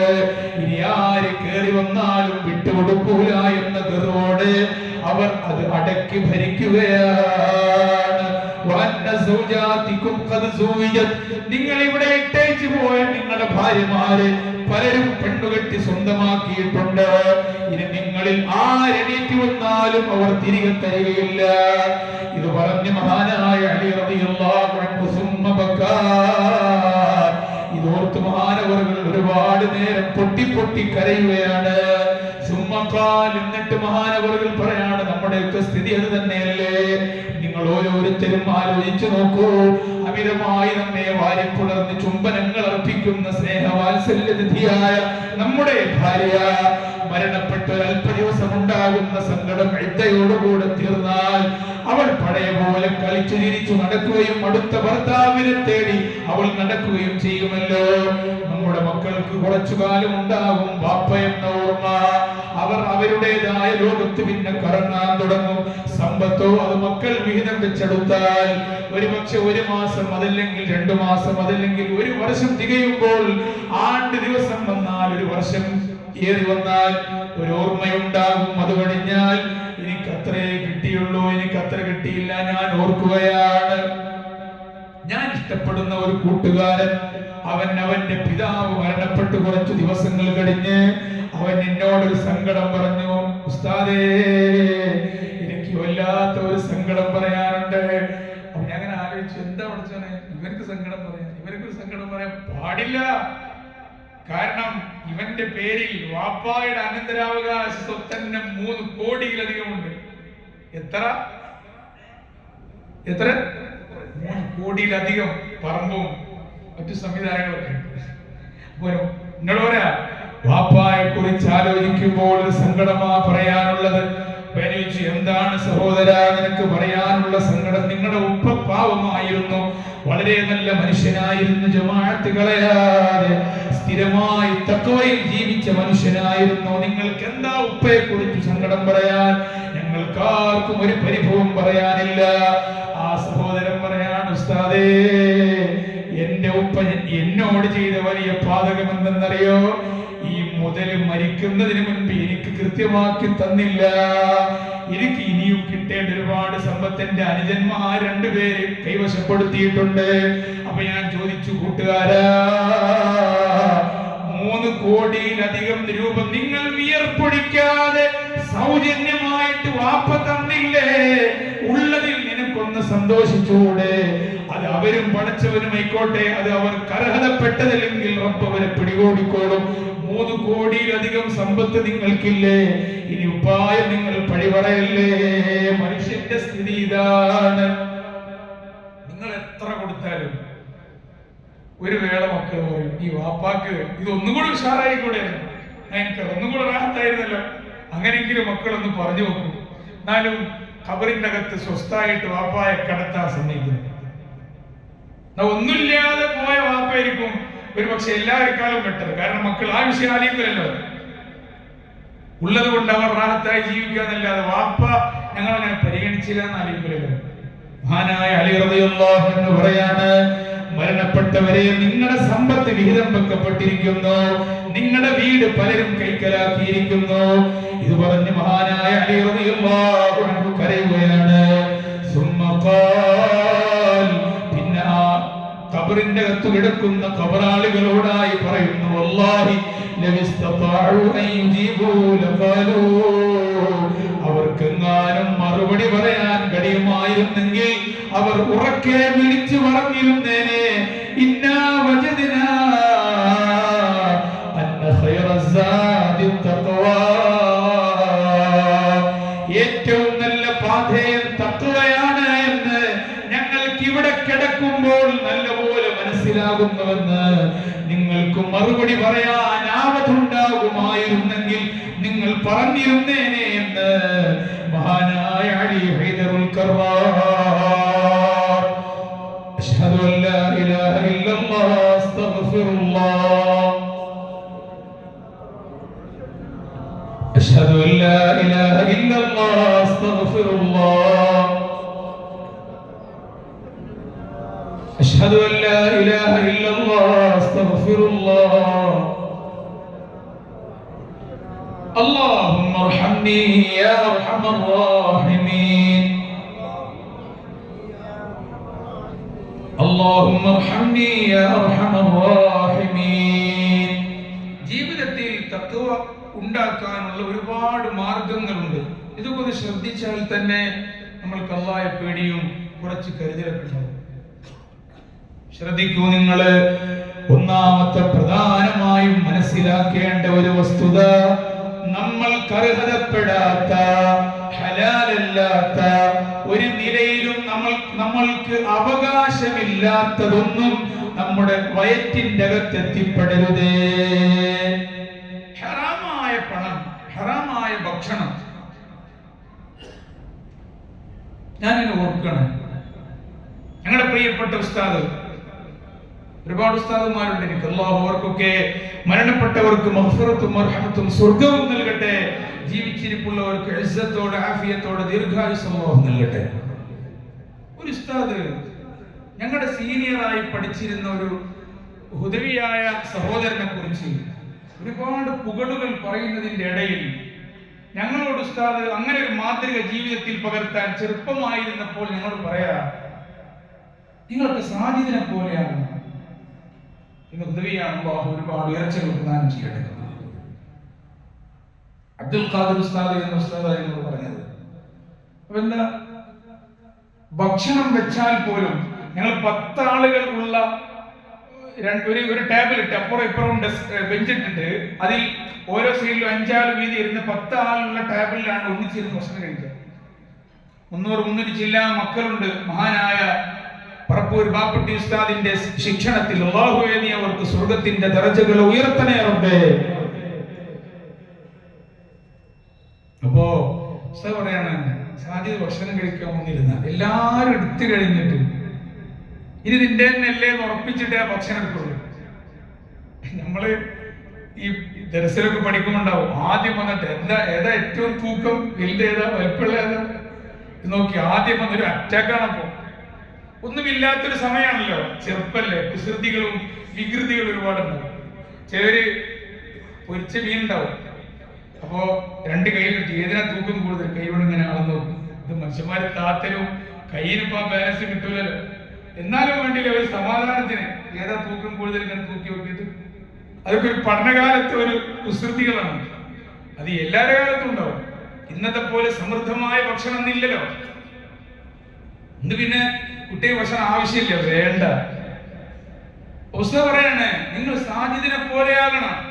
എന്താ സാജിദിന്റെ ക്വാളിറ്റി? ഭക്ഷണം തനിക്ക് അർഹതപ്പെട്ടതാണെന്ന് ആലോചിച്ചിട്ട് ഉറപ്പുവരുത്തിയിട്ടേ ആ ഭക്ഷണത്തിന്റെ കഷ്ണം എടുക്കൂ. നമ്മുടെ മനസ്സിൽ തങ്ങി നിൽക്കുന്ന ഒരു ഉദാഹരണവും ഉപദേശവുമാണത്. മഹാനായ അബൂബക്കർ സിദ്ദീഖ് റളിയല്ലാഹു അൻഹുവിനെ കുറിച്ച് മഹദിയായ ആയിഷ ബീവി റളിയല്ലാഹു അൻഹാ പറയുകയാണ്, ഉലാമൻ യുഖ്രിജു ലഹുൽ ഖറാജ്. മഹാനായ അബൂബക്കർ സിദ്ദീഖ് റളിയല്ലാഹു അൻഹുവിനെ നികുതിയൊക്കെ പിരിച്ചു കൊണ്ടുവന്നിരുന്ന മഹാനവർഗരുടെ സമ്പത്തിലെ എല്ലാ കാര്യങ്ങളും നോക്കി അതിന്റെ ടാക്സ് ഒക്കെ കൃത്യമായി പിരിച്ചു കൊണ്ടുവന്നിരുന്ന ഒരു അടിമയുണ്ടായിരുന്നു. അവൻ കൊണ്ടുവരുന്നതിൽ നിന്നാണ് സിദ്ദീഖ് റളിയല്ലാഹു അൻഹു പ്രത്യേകമായി ഭക്ഷണം കഴിക്കാറുള്ളത്. ഫജാഅ യൗമൻ ബിശൈഇൻ, ഒരിക്കൽ അയാൾ നല്ല രസമുള്ള പാല് കൊണ്ടുവന്നു.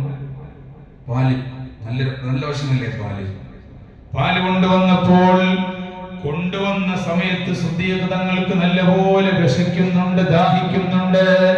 ഫഅകല മിൻഹു അബൂബക്കറിൻ, സിദ്ദീഖ് റളിയല്ലാഹു അൻഹു ഒന്നും ആലോചിക്കാതെ അങ്ങനെ കഴിക്കാറില്ല, ചോദിച്ചിട്ടേ കഴിക്കാറുള്ളൂ. പക്ഷെ ചില സമയത്ത് കഠിനമായ ദാഹവും വിശപ്പും അനുഭവപ്പെടുമ്പോൾ കിട്ടുന്നത് ആ വിശപ്പും ദാഹവും ശമിപ്പിക്കാൻ കഴിക്കും. കൊണ്ടുവന്നത് അപ്പടി അങ്ങ് എടുത്ത് കഴിച്ചു.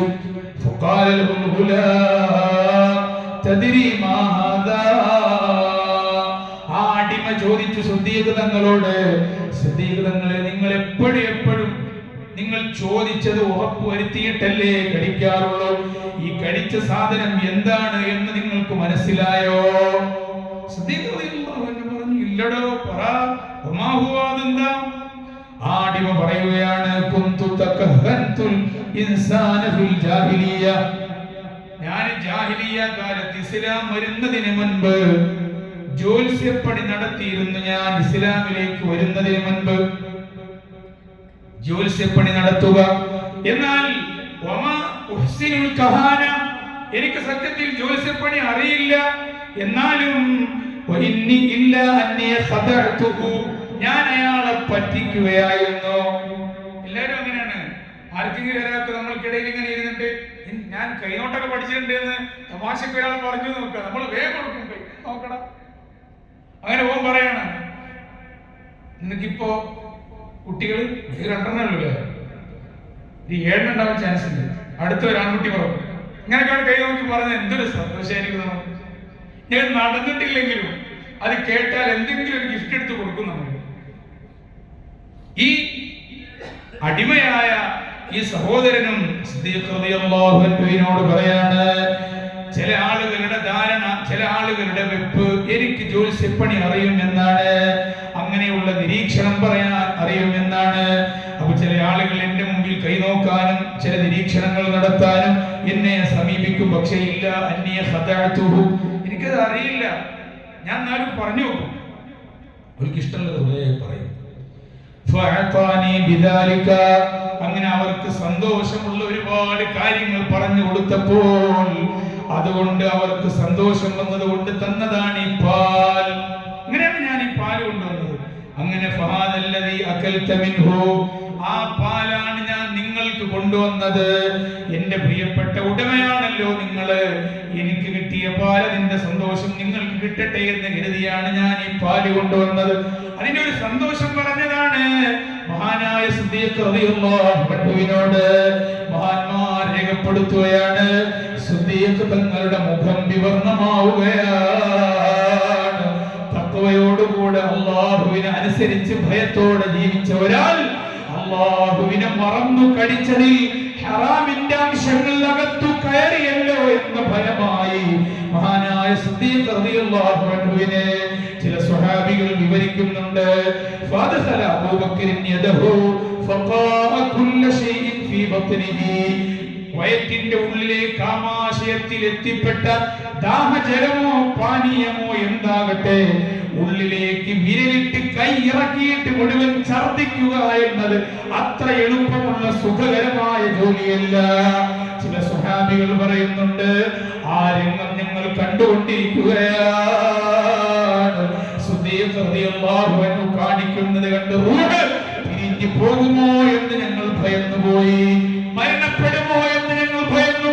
ഉള്ളിലുള്ള പാലിന്റെ അംശങ്ങൾ മുഴുവനും പുറത്തെത്തും വരെ വിരലിട്ട് കൈകളിട്ട് അകത്തു നിന്ന് പുറത്തു ചാടിക്കുകയായിരുന്നു. അല്ലാഹുവേ, തഖ്വയുള്ള ഒരാൾക്ക് ഇത് യോജിച്ച ജോലിയല്ല. ഇതെന്റെ ജീവിതത്തിന്റെ അമലുകളുടെ സ്വീകാര്യതയെ ബാധിക്കുന്നതാണ് എന്ന് കരുതി മഹാനവറുകൾ ഉള്ളിലുള്ള പാലിന്റെ അംശം മുഴുവനും പുറത്തിറങ്ങുന്നവരെ അത് മുഴുവനും കൈയിട്ട് ഛർദിച്ചു എന്നാണ്.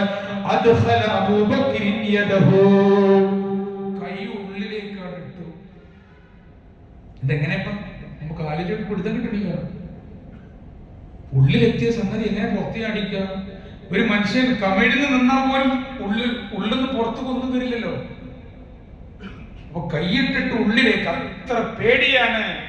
അല്ലാഹുവേ, ഒരു നേരം നിന്നെ മറന്നിട്ടുള്ള ഒരു ചലനത്തിൽ എനിക്ക് നഷ്ടപ്പെടാൻ ഒരുപാടാണ്. ഈ ഒരു ആവലാതിയും പേടിയും ഭയവും നമ്മുടെയും ശരീരത്തിൽ ഉണ്ടാകണം. അല്ലാഹുവേ നീ തൗഫീഖ് നൽകണേ അല്ലാഹ്. ഹബീബായ നബി തങ്ങൾ പറയാണ്. അപ്പോൾ നിങ്ങൾ ആലോചിക്കും, എന്തറിയോ ഉസ്താദേ, ഇപ്പോഴത്തെ കാലവും ലോകവും നിങ്ങൾക്കറിയൂലേ, ഫുള്ള് എന്റർടൈൻമെന്റ് ഉള്ള എല്ലാ സ്ഥലങ്ങളിലും സന്ദർഭങ്ങളിലും കൂടുതൽ ആസ്വാദ്യകരമാക്കി ജീവിക്കാൻ പറ്റുന്ന ഒരു കാലമാണെന്ന്. നമ്മൾ ഈ തത്വമൊക്കെ പറഞ്ഞിട്ട് ഇങ്ങനെ നടന്നാല് രസങ്ങളൊക്കെ നമുക്ക് നഷ്ടപ്പെട്ടു പോകുമല്ലോ. ഒരാളോട് മിണ്ടാൻ പറ്റില്ല, വർത്താനം പറയാൻ പറ്റില്ല, ഒരു കുടുംബത്തിന്റെ ഫംഗ്ഷന് പോകാൻ പറ്റില്ല, ഒരു കല്യാണത്തിന് പങ്കെടുക്കാൻ പറ്റില്ല. വലിയ പ്രശ്നല്ലേ? അപ്പൊ തഖ്വ എന്ന് പറഞ്ഞ് നമ്മൾ ഇങ്ങനെ ജീവിച്ച നമുക്കൊരു സന്തോഷവും വേണ്ടേ? ഈ ഹക്കും ബാത്തിലും ദീനും സുന്നത്തും ഇതൊന്നും ഇല്ലാത്ത ആളുകൾ പൊളിച്ച് ജീവിക്കണ്ടല്ലോ. ഹബീബായ നബി തങ്ങൾ ഇങ്ങനെയുള്ള മാനസിക സ്ഥിതിയിൽ വിഷമിച്ചു കഴിയുന്നവർക്കുള്ള മറുപടി നൂറ്റാണ്ട് 14 മുമ്പ് നൽകിയിട്ടുണ്ട്. മഹാനായ നബി തങ്ങൾ പറയാണ്, നബി തങ്ങൾ ഖുതുബ നടത്തിക്കൊണ്ടിരിക്കുമ്പോൾ ഒരു അഅറാബി ചോദിക്കുകയാണ്, യാ റസൂലല്ലാഹ് അല്ലിംനി, നബിയേ എനിക്ക് കുറച്ച് കാര്യങ്ങൾ പഠിപ്പിച്ചു തരണം എന്ന് അഅറാബി ചോദിച്ചു.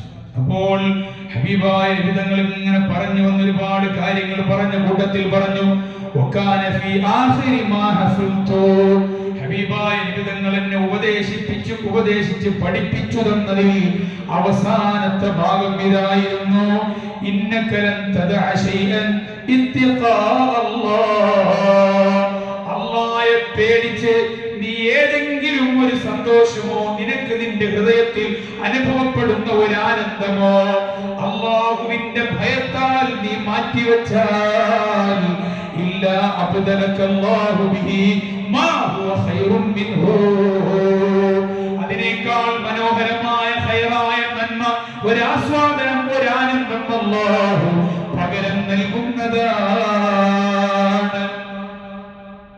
ഒരു പലിശക്കാരനായ ഒരാൾ പലിശയുടെ പണം കൊണ്ടുവന്നു.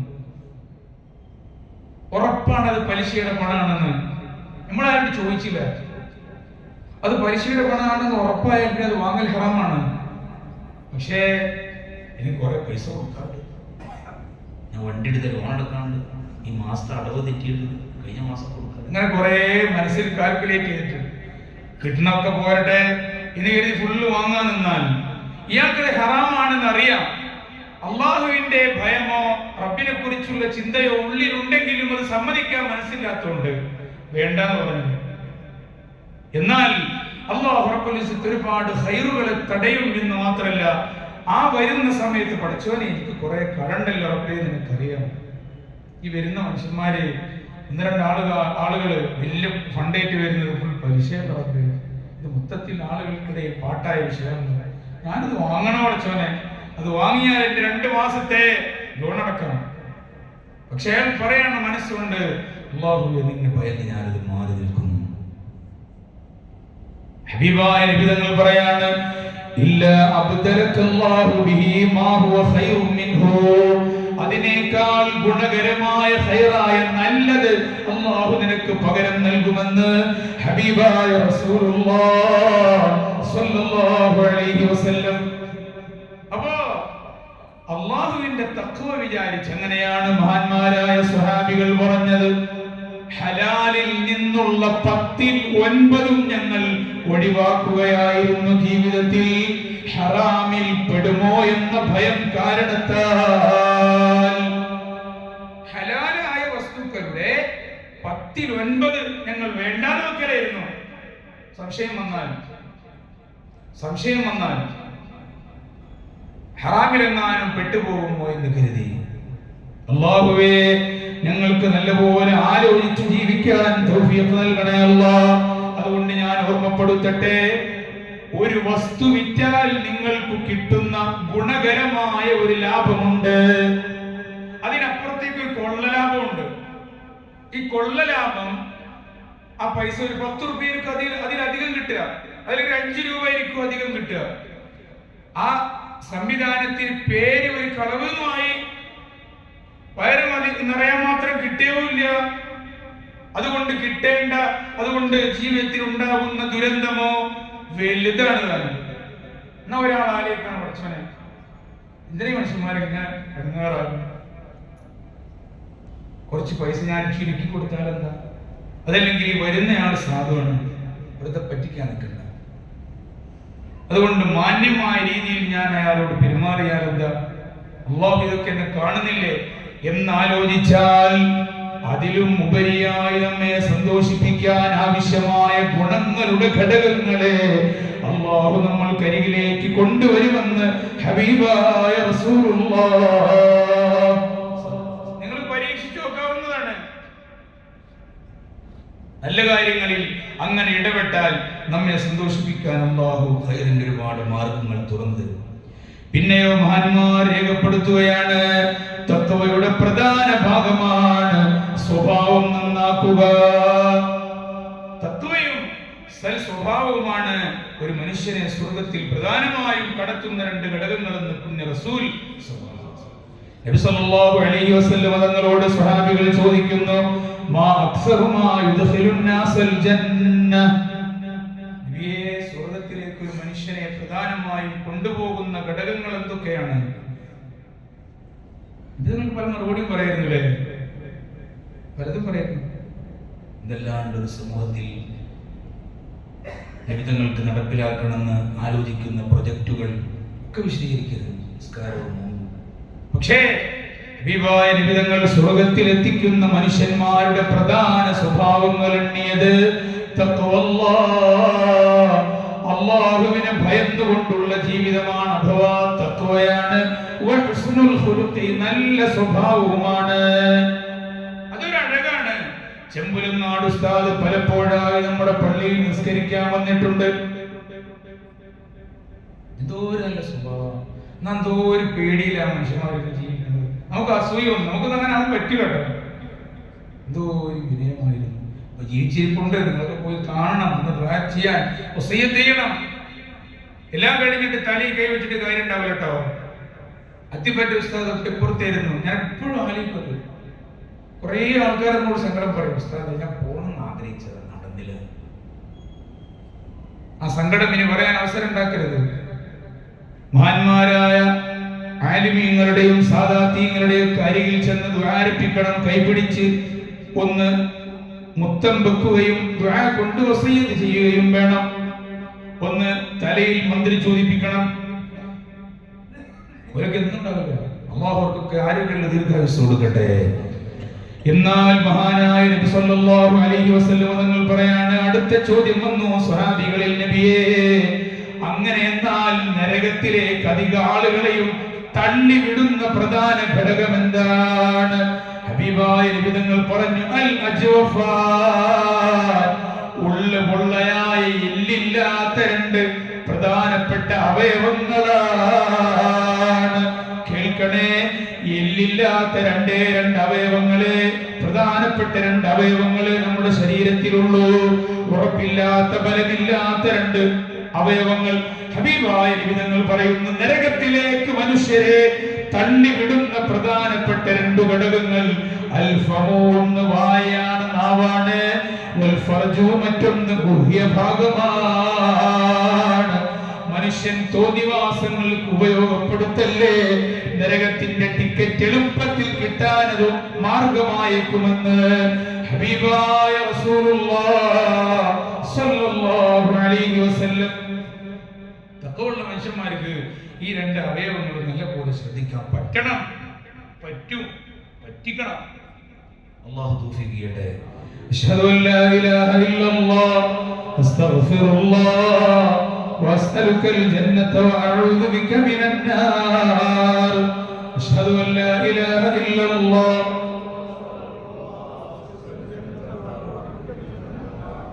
أشهد أن لا إله إلا الله أستغفر الله.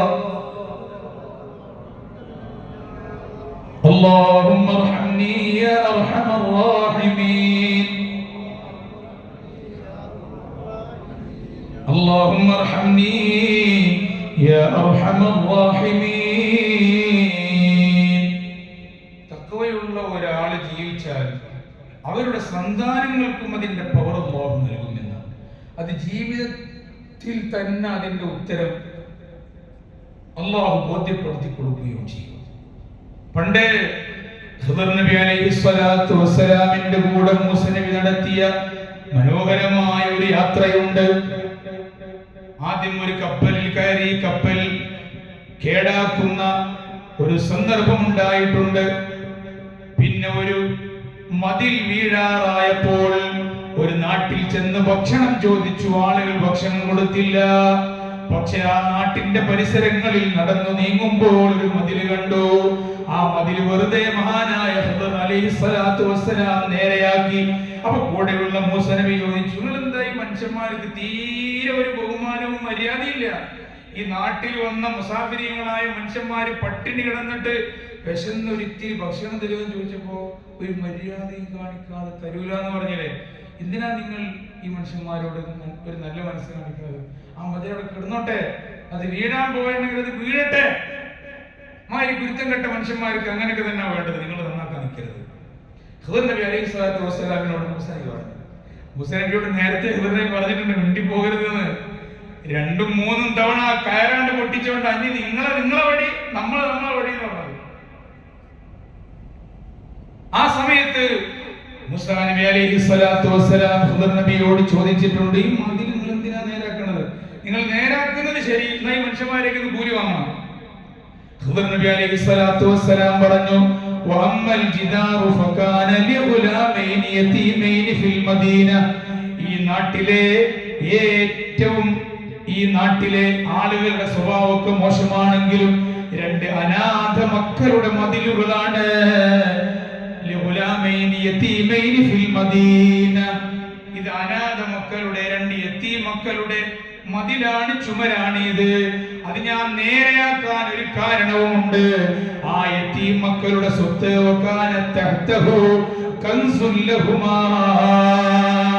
അതിന്റെ താഴെ ആ ചുമരിങ്ങനെ നിന്നാൽ അതിന്റെ താഴെ പൊടിച്ചു മൂടപ്പെട്ടിട്ടുള്ള ആ അനാഥ മക്കളുടെ സമ്പത്തുണ്ട്, നിധിയുണ്ട്, കനിയുണ്ട്.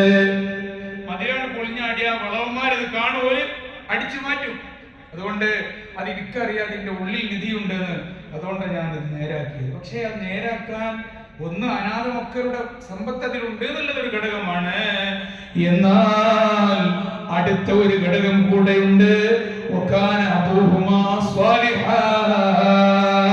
അവരുടെ ഉപ്പ വളരെ തഖ്വയുള്ള ദീനിയായ നല്ല മനുഷ്യനായിരുന്നു. അവരെ ഉപ്പായ ജീവിതത്തിന്റെ വിശുദ്ധമായ ചരിത്രമുണ്ടല്ലോ. അത് പഠിക്കുന്ന കേട്ട് മനസ്സിലാക്കിയ ഒരാൾക്കും ഈ അനാഥ മക്കളോട് ദയ തോന്നാതിരിക്കില്ല. അത്രമേൽ അല്ലാഹയെ ഭയപ്പെട്ട് ജീവിച്ച ആളായിരുന്നു അയാൾ. തന്റെ മക്കൾക്ക് വേണ്ടി ഒളിപ്പിച്ചു വെച്ച ധനം അതിന്റെ കീഴിലുണ്ട്. അതൊരിക്കലും നഷ്ടപ്പെടാതിരിക്കാനാണ്. ആ പിതാവിനെ ഓർത്തും ഈ അനാഥ മക്കളുടെ സമ്പത്തിന്റെ സംരക്ഷണം ഓർത്തുമാണ്. ഈ നാട്ടുകാരിച്ചിരി വടക്കെട്ടവരാണ്. അവരോട് ഭക്ഷണം ചോദിച്ചപ്പോൾ മര്യാദ കാണിച്ചില്ലെന്നത് ശരിയാ. പക്ഷേ പിതാവിന്റെ തഖ്വക്കാണ് ഞാൻ പ്രാമുഖ്യം നൽകിയത്. ഈ അനാഥ മക്കളുടെ സമ്പത്തിന്റെ സംരക്ഷണത്തിനാണ് ഞാൻ പ്രാധാന്യം നൽകിയത്. മഹാനായ ഖിദർ അലൈഹിസ്സലാത്തു വസ്സലാം പറയുന്നുണ്ട്, അതുകൊണ്ട് നമ്മൾ നല്ലപോലെ തഖ്വയിൽ ജീവിച്ചാൽ നമ്മുടെ പിറകിൽ വരുന്ന ആളുകൾക്കും സന്താനങ്ങൾക്കും അല്ലാഹു ആ അഭയവും വെളിച്ചവും തിളക്കവും നൽകുന്നതാണ്.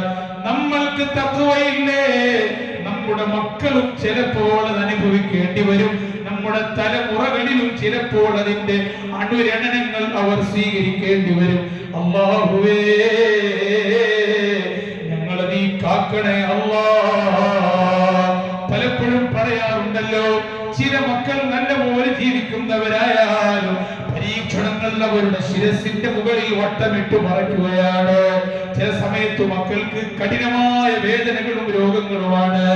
അയാൾ തുടങ്ങുന്ന ബിസിനസ്സുകളെല്ലാം പരാജയത്തിൽ കലാശിക്കുകയാണ്. ഹോസ്പിറ്റലിൽ നിന്ന് രക്ഷപ്പെടാനും മാറി നിൽക്കാനും നേരമില്ല. ഒരു കാര്യം ഓർക്കണേ, ഒരുപക്ഷെ പ്രപിതാക്കളിൽപ്പെട്ടവരോ ഒരുപക്ഷെ മാതാക്കളിൽപ്പെട്ടവരോ ഏതെങ്കിലും ശൃംഖലകളിലുള്ളവർ അല്ലാഹയെ ധിക്കരിച്ചു നടന്നതിന്റെ ഭാഗമാകാം. ഒരു പക്ഷേ ഇങ്ങനെ ലഭിക്കാൻ അവസരം വന്നത് പരീക്ഷണങ്ങൾ ഉണ്ടാകാം, ശരിയാ. എന്നാൽ നമ്മളിൽപ്പെട്ട ചിലരില്ലേ, അവർക്ക് നമസ്കാരമില്ലെങ്കിലും നോമ്പില്ലെങ്കിലും നല്ല നടപ്പുകാരല്ലെങ്കിലും തൊട്ടതെല്ലാം പൊന്നാകുന്നുണ്ട്. അവർ ഇറങ്ങുന്ന വഴികളെല്ലാം അവർക്ക് വിജയമുണ്ട്.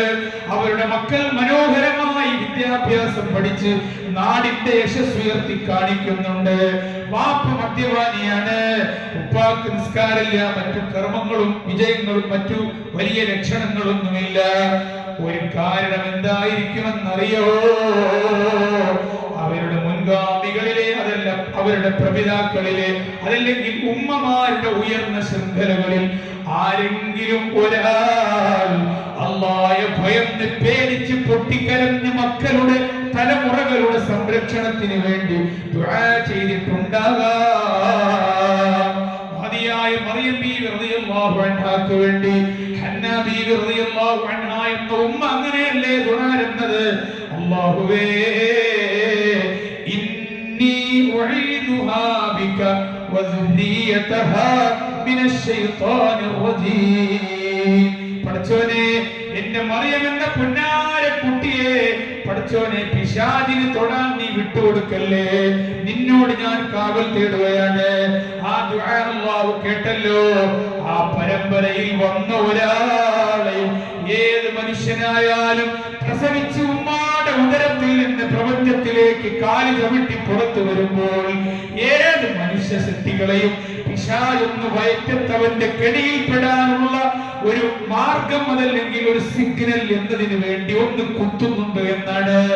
ആ കുത്തേൽക്കാത്ത ഒരാളും ഭൂമിയിൽ പിറന്നു വീഴുന്നില്ല. പക്ഷേ ആ കുത്തിൽ നിന്ന് രക്ഷ നേടാനാണ് മറിയം ബീവി റളിയല്ലാഹു അൻഹാക്ക് വേണ്ടി ഹന്നത്ത് ബീവി റളിയല്ലാഹു അൻഹാ ദുആ ചെയ്യുന്നത്.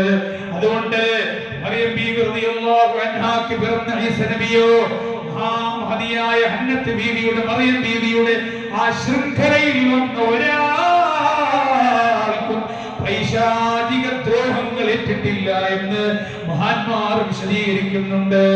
ദുആ മാത്രമല്ല, ഹന്നത്ത് ബീവി ഒന്നാം തരം തഖ്വയുള്ള ആളായിരുന്നു, തഖ്വയുള്ള മഹദിയായിരുന്നു. നമുക്ക് അങ്ങനെ ആവണം. എന്നാലേ നമ്മള് കുട്ടികളെന്നാവുള്ളൂ. നമ്മള് പല വീടുകളിൽ ഉണ്ടാവും, വാപ്പ കുറച്ച് കാലം കഴിഞ്ഞ് നന്നാകണം എന്നൊക്കെ വിചാരിച്ച് സൂപ്പറായി കുറച്ച് കാലം ജമാഅത്തും കാര്യമൊക്കെ ആയിട്ട് വീട്ടിൽ ആളുകളൊക്കെ നല്ല നടപ്പുകാരെന്നൊക്കെ പറയാൻ തുടങ്ങി. ഇനി വാപ്പ എന്ത് ചെയ്യാണ്? മക്കളെ പ്രബോധനം ചെയ്യാൻ തുടങ്ങണം. എന്താണ് വലിയ ബോധം? ഭയങ്കര ഇഖ്ലാസുള്ള പ്രബോധനം. ചിലപ്പോൾ അത് പെട്ടെന്ന് ഫലിച്ചു എന്ന് വരില്ല, ഫലം കാണും, ഉറപ്പാണ്. അപ്പോഴൊക്കെ ഈ മുമ്പേ നടന്ന ചര്യകളെ നമ്മൾ പഠിക്കേണ്ടിയിരിക്കുന്നു. എന്ന് വിചാരിച്ച് നന്നാവില്ല കേട്ടോ. ശ്രമമാണ്, അധ്വാനം ഉണ്ടെങ്കിൽ ആരും നന്നാവും. അല്ലാഹു തൗഫീഖ് ചെയ്യട്ടെ. സ്വല്ലല്ലാഹു അലാ മുഹമ്മദ്, സ്വല്ലല്ലാഹു അലാ മുഹമ്മദ്, അല്ലാഹുമ്മ സ്വല്ലി അലാ മുഹമ്മദ്.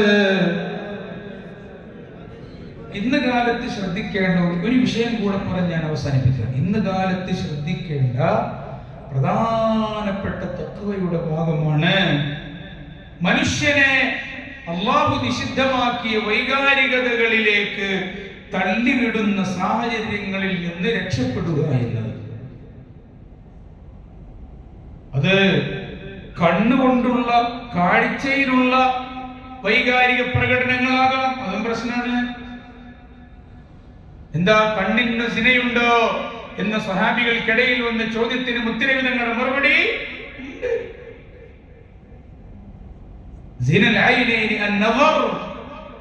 കണ്ണിന്റെ വ്യഭിചാരം നോട്ടമെന്ന് പുണ്യ റസൂൽ.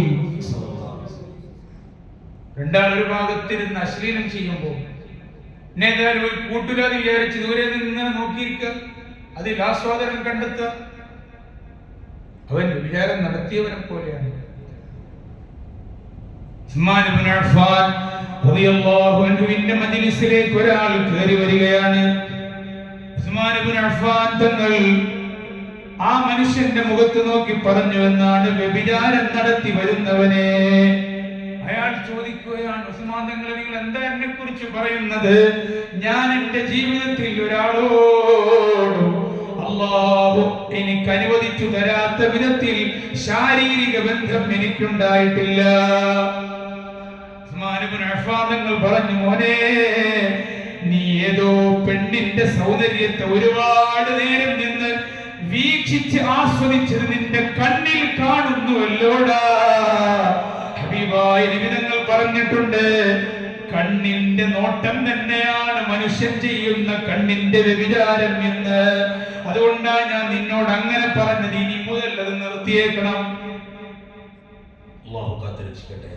അങ്ങനെ ഒരാൾ ഇവിടെ വന്നാണ് നോക്കിയാലുണ്ടല്ലോ അന്തപ്പെട്ടു പോകും. നമ്മൾ ഈ ഫോണ് കയ്യിൽ പിടിക്കുന്നത് തന്നെ ദുരന്തമാണ്. അത് കണ്ണുകൊണ്ടുള്ള വ്യഭിചാരമാണ്. പിന്നെ അതുമല്ല, നമുക്ക് ആ വിഷയം ചർച്ച ചെയ്യാൻ ഒരു ദിവസം. സ്ത്രീകൾ പൊതുനിരത്തുകളിൽ സജീവമാണ്. മനുഷ്യന്റെ കൂടെ ഇടകലർന്നാണ് അവർ ജോലി ചെയ്യുന്നത് ഒരുപാട് മേഖലകളിൽ.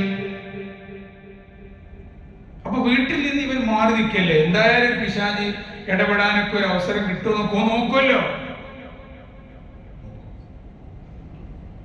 എല്ലാ കാര്യത്തിലും അങ്ങനല്ലേ. സ്ത്രീ സംവരണം കാരണം മനുഷ്യന്മാർക്ക് ചിലപ്പോ ഭൗതിക തലത്തിൽ ഭയങ്കര പുരോഗതിയായിരിക്കും, ഈമാനികപരമായി പറ്റ പരാജയമാണ്.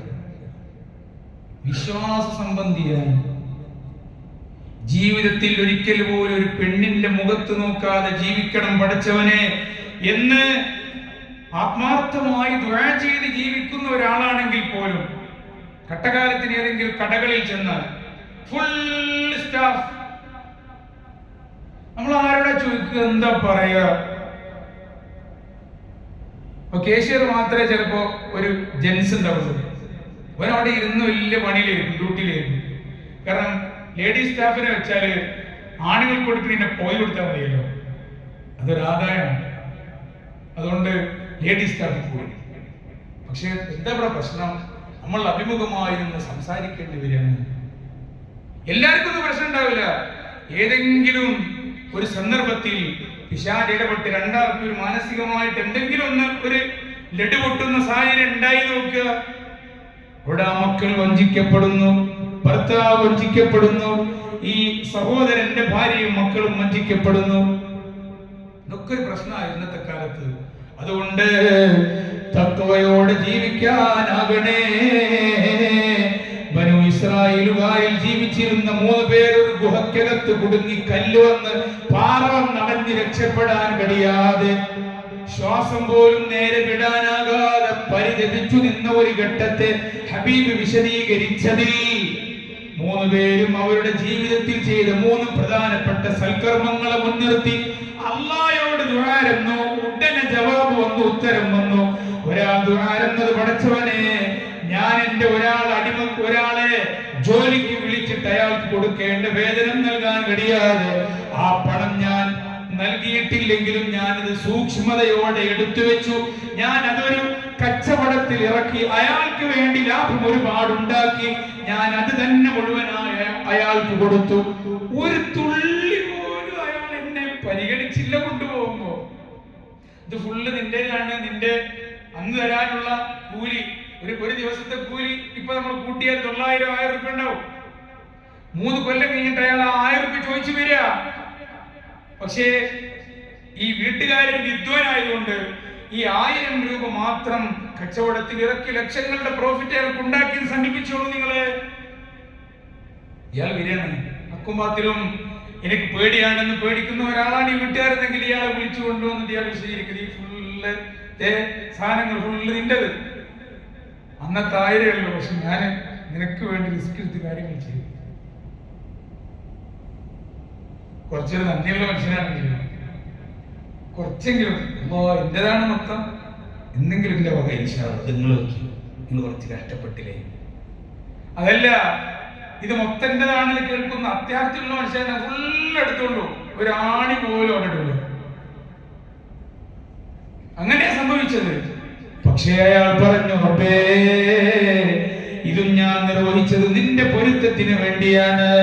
അടുത്ത ഒരാൾ പറഞ്ഞത് ഉമ്മായും ഉപ്പായും നല്ലതുപോലെ ശ്രദ്ധിച്ചവർ നല്ല പരിപാലനം നടത്തി എന്നതാണ്. ഇത് 2 വലിയ കാര്യമാണല്ലോ.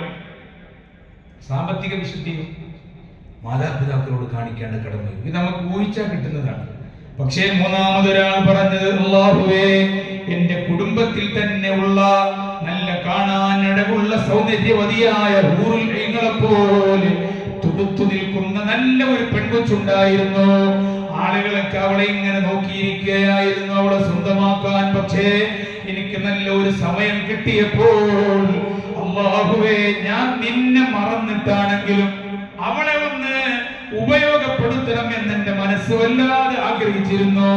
അതിനുള്ള സമയങ്ങളൊക്കെ ഒത്തുവന്നു, എല്ലാ നിലക്കും റെഡിയായി. ആ നിൽക്കുന്ന സമയത്താണ് അവൾ എന്നോട് പറഞ്ഞത്,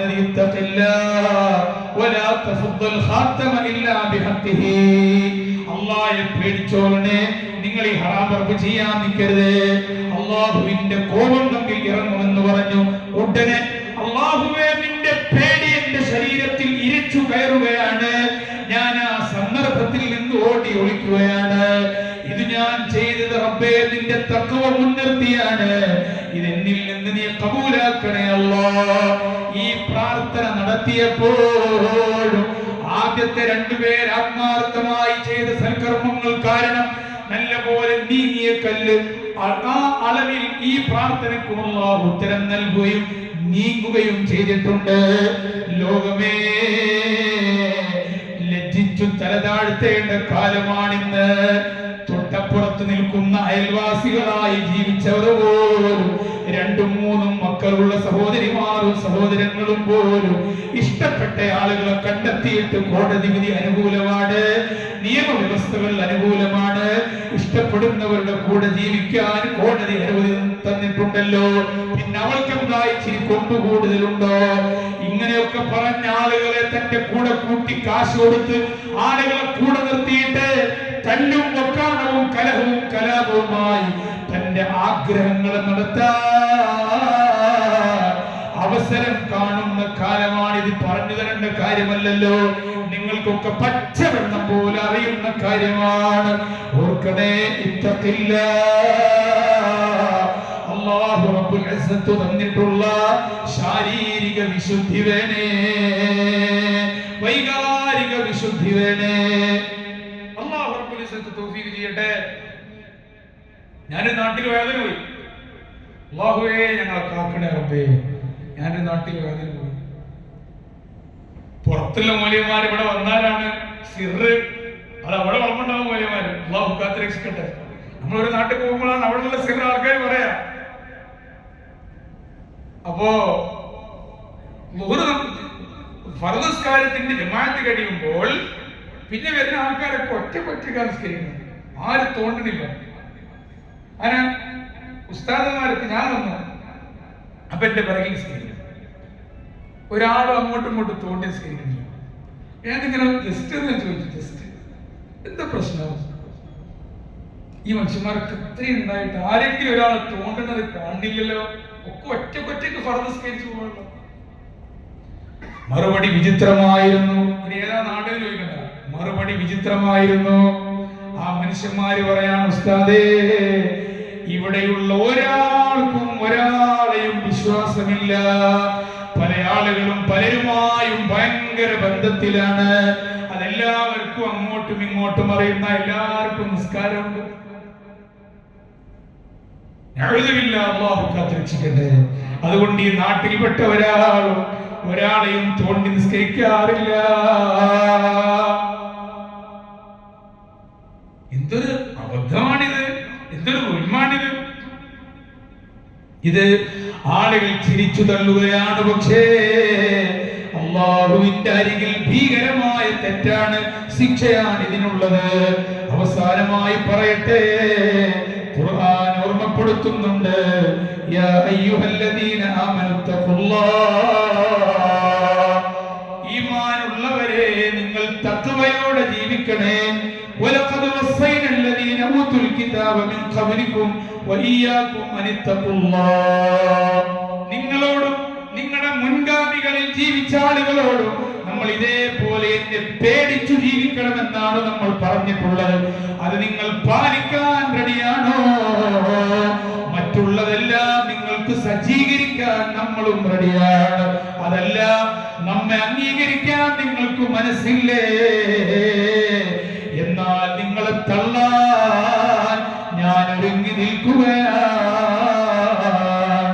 അല്ലാഹുവേ, ഞങ്ങളെ നീ ഇഷ്ടപ്പെടുന്ന നല്ല നടപ്പുകാരാക്കണേ അല്ലാ. പ്രഭാതത്തിലും പ്രദോഷത്തിലും വെളിച്ചത്തിലും ഇരുട്ടിലും നിന്നെ പേടിച്ചു ജീവിക്കുന്നവരാക്കണേ അല്ലാ. ഇദാ അൻത ലം തർഹൽ ബിസാദിൻ മിനത്തുഖാ നദിംത അലാ അല്ലാ തകൂന കമിസ്ലിഹി.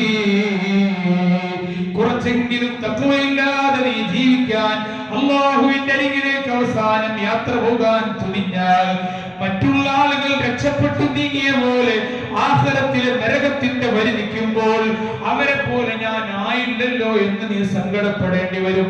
വലാ കൈത യൗമൽ ഹശ്രി മൻ ഖദ് തസവദാ വഅന്നക ലം തുർസദ് കമാ കാന അർസദാ.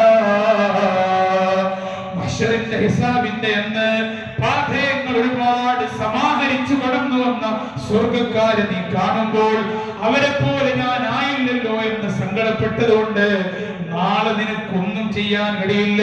നീ നരകക്കാരൻ തന്നെ ആയി മാറുകയുള്ളൂ. അതുകൊണ്ട് ഭൂമിയിലെ ജീവിതമാണ്, അവസരമുണ്ട്. അല്ലാഹയെ പേടിക്കുക. അത് പ്രഭാതത്തിലാകട്ടെ, ഇരുട്ടറയിലാകട്ടെ, ആരും കാണാത്ത അടച്ചിട്ട റൂമിലാകട്ടെ, അല്ലാഹുവിന്റെ നോട്ടമുണ്ടല്ലോ എന്ന് ഭയക്കാൻ ഒരിത്തിരിയെങ്കിലും നമ്മൾ മനസ്സ് കാണിക്കണേ. സഹോദരങ്ങൾ, ഇത് ചെറിയ കളിയാണെന്ന് ആരും കരുതണ്ട. മരണപ്പെട്ടാൽ ചോദ്യം ഇതിൽ തന്നെയല്ലേ ഒതുങ്ങുന്നത്? ഹിസാബിലും മഹ്ശറിലും ഇത് തന്നെയല്ലേ ചോദ്യത്തിന്റെ പ്രധാന ഭാഗമായിട്ടുള്ളത്? മറ്റുള്ള കളികളൊക്കെ അല്ലാഹു വിവരിച്ചു ചോദിക്കുന്നതിന് മുൻപ് തഖ്വയുണ്ടോ എന്നേ റബ്ബ് നോക്കുന്നുള്ളൂ. മനസ്സിന് ശുദ്ധി വേണം. അല്ലാഹു തൗഫീഖ് നൽകട്ടെ. മരണപ്പെട്ടാൽ പിന്നെ വരുന്ന ആലോചനകൾക്ക് പരിഹാരമില്ല.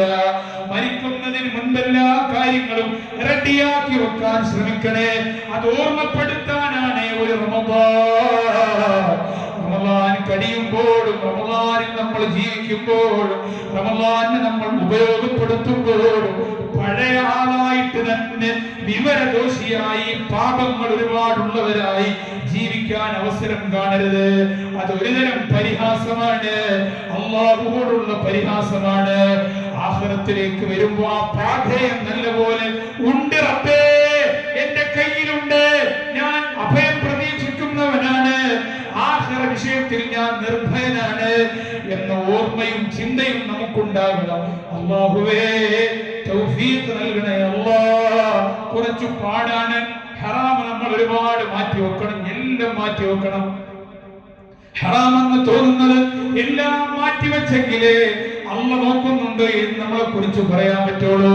ആളുകൾ കാണുമ്പോൾ ഹറാം നീക്കുക, ആളുകൾ ഇല്ലെങ്കിൽ മദ്യം കഴിക്കുക, ആളുകളുടെ ഇടയിലാണെങ്കിൽ നിസ്കരിക്കുക, ആളുകൾ ഇല്ലെങ്കിൽ നിസ്കാരം ഉപേക്ഷിക്കുക, മനുഷ്യന്മാര് കാണാനുണ്ടെന്ന് തോന്നിയാൽ എല്ലാ നല്ല കാര്യങ്ങളും ചെയ്യുക, അതിങ്ങനെ ഒരു ദുൽമിന് വേണ്ടി ഉപയോഗപ്പെടുത്തുക. ഇതൊക്കെ പ്രശ്നമല്ലേ? ഇത് സോഷ്യൽ മീഡിയ ഉപയോഗിക്കുമ്പോഴോ ഹറാമുകൾ എത്രയാ നമ്മൾ കാണുന്നത്, പലരുടെയും കുറ്റങ്ങളും കുറവുകളും എത്രയാ നമ്മൾ ഫോർവേഡ് ചെയ്യുന്നത്.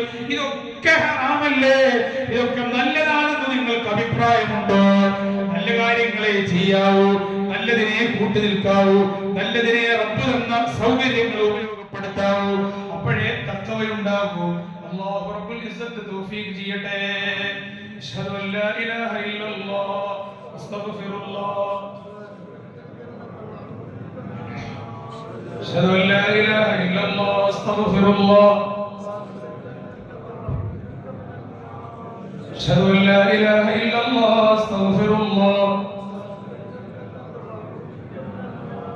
اللهم ارحمني يا أرحم الراحمين.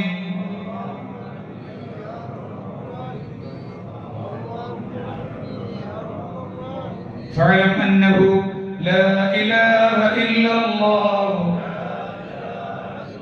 എല്ലാവരും കണ്ണീട്ട് നിൽക്കോ? ലാ ഇലാഹ. ബുദ്ധിമുട്ടുള്ളവർ ഇരിക്കൂ, അല്ലാത്തവർ കണ്ണീട്ട്. ലാ ഇലാഹ ഇല്ലല്ലാഹു ലാ ഇലാഹ ഇല്ലല്ലാഹ് ലാ ഇലാഹ ഇല്ലല്ലാഹു ലാ ഇലാഹ ഇല്ലല്ലാഹു أستغفر الله العظيم أستغفر الله العظيم أستغفر الله العظيم أستغفر الله العظيم أستغفر الله العظيم أستغفر الله العظيم أستغفر الله العظيم أستغفر الله العظيم يا حي يا قيوم يا حي يا قيوم يا حي يا قيوم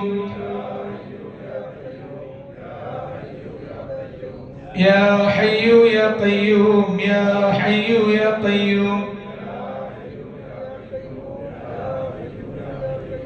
يا حي يا قيوم يا حي يا قيوم لا إله إلا أنت سبحانك إني كنت من الظالمين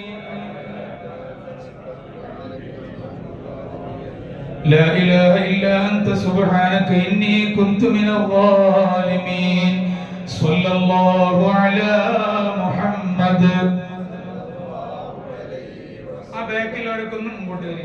صلى الله على محمد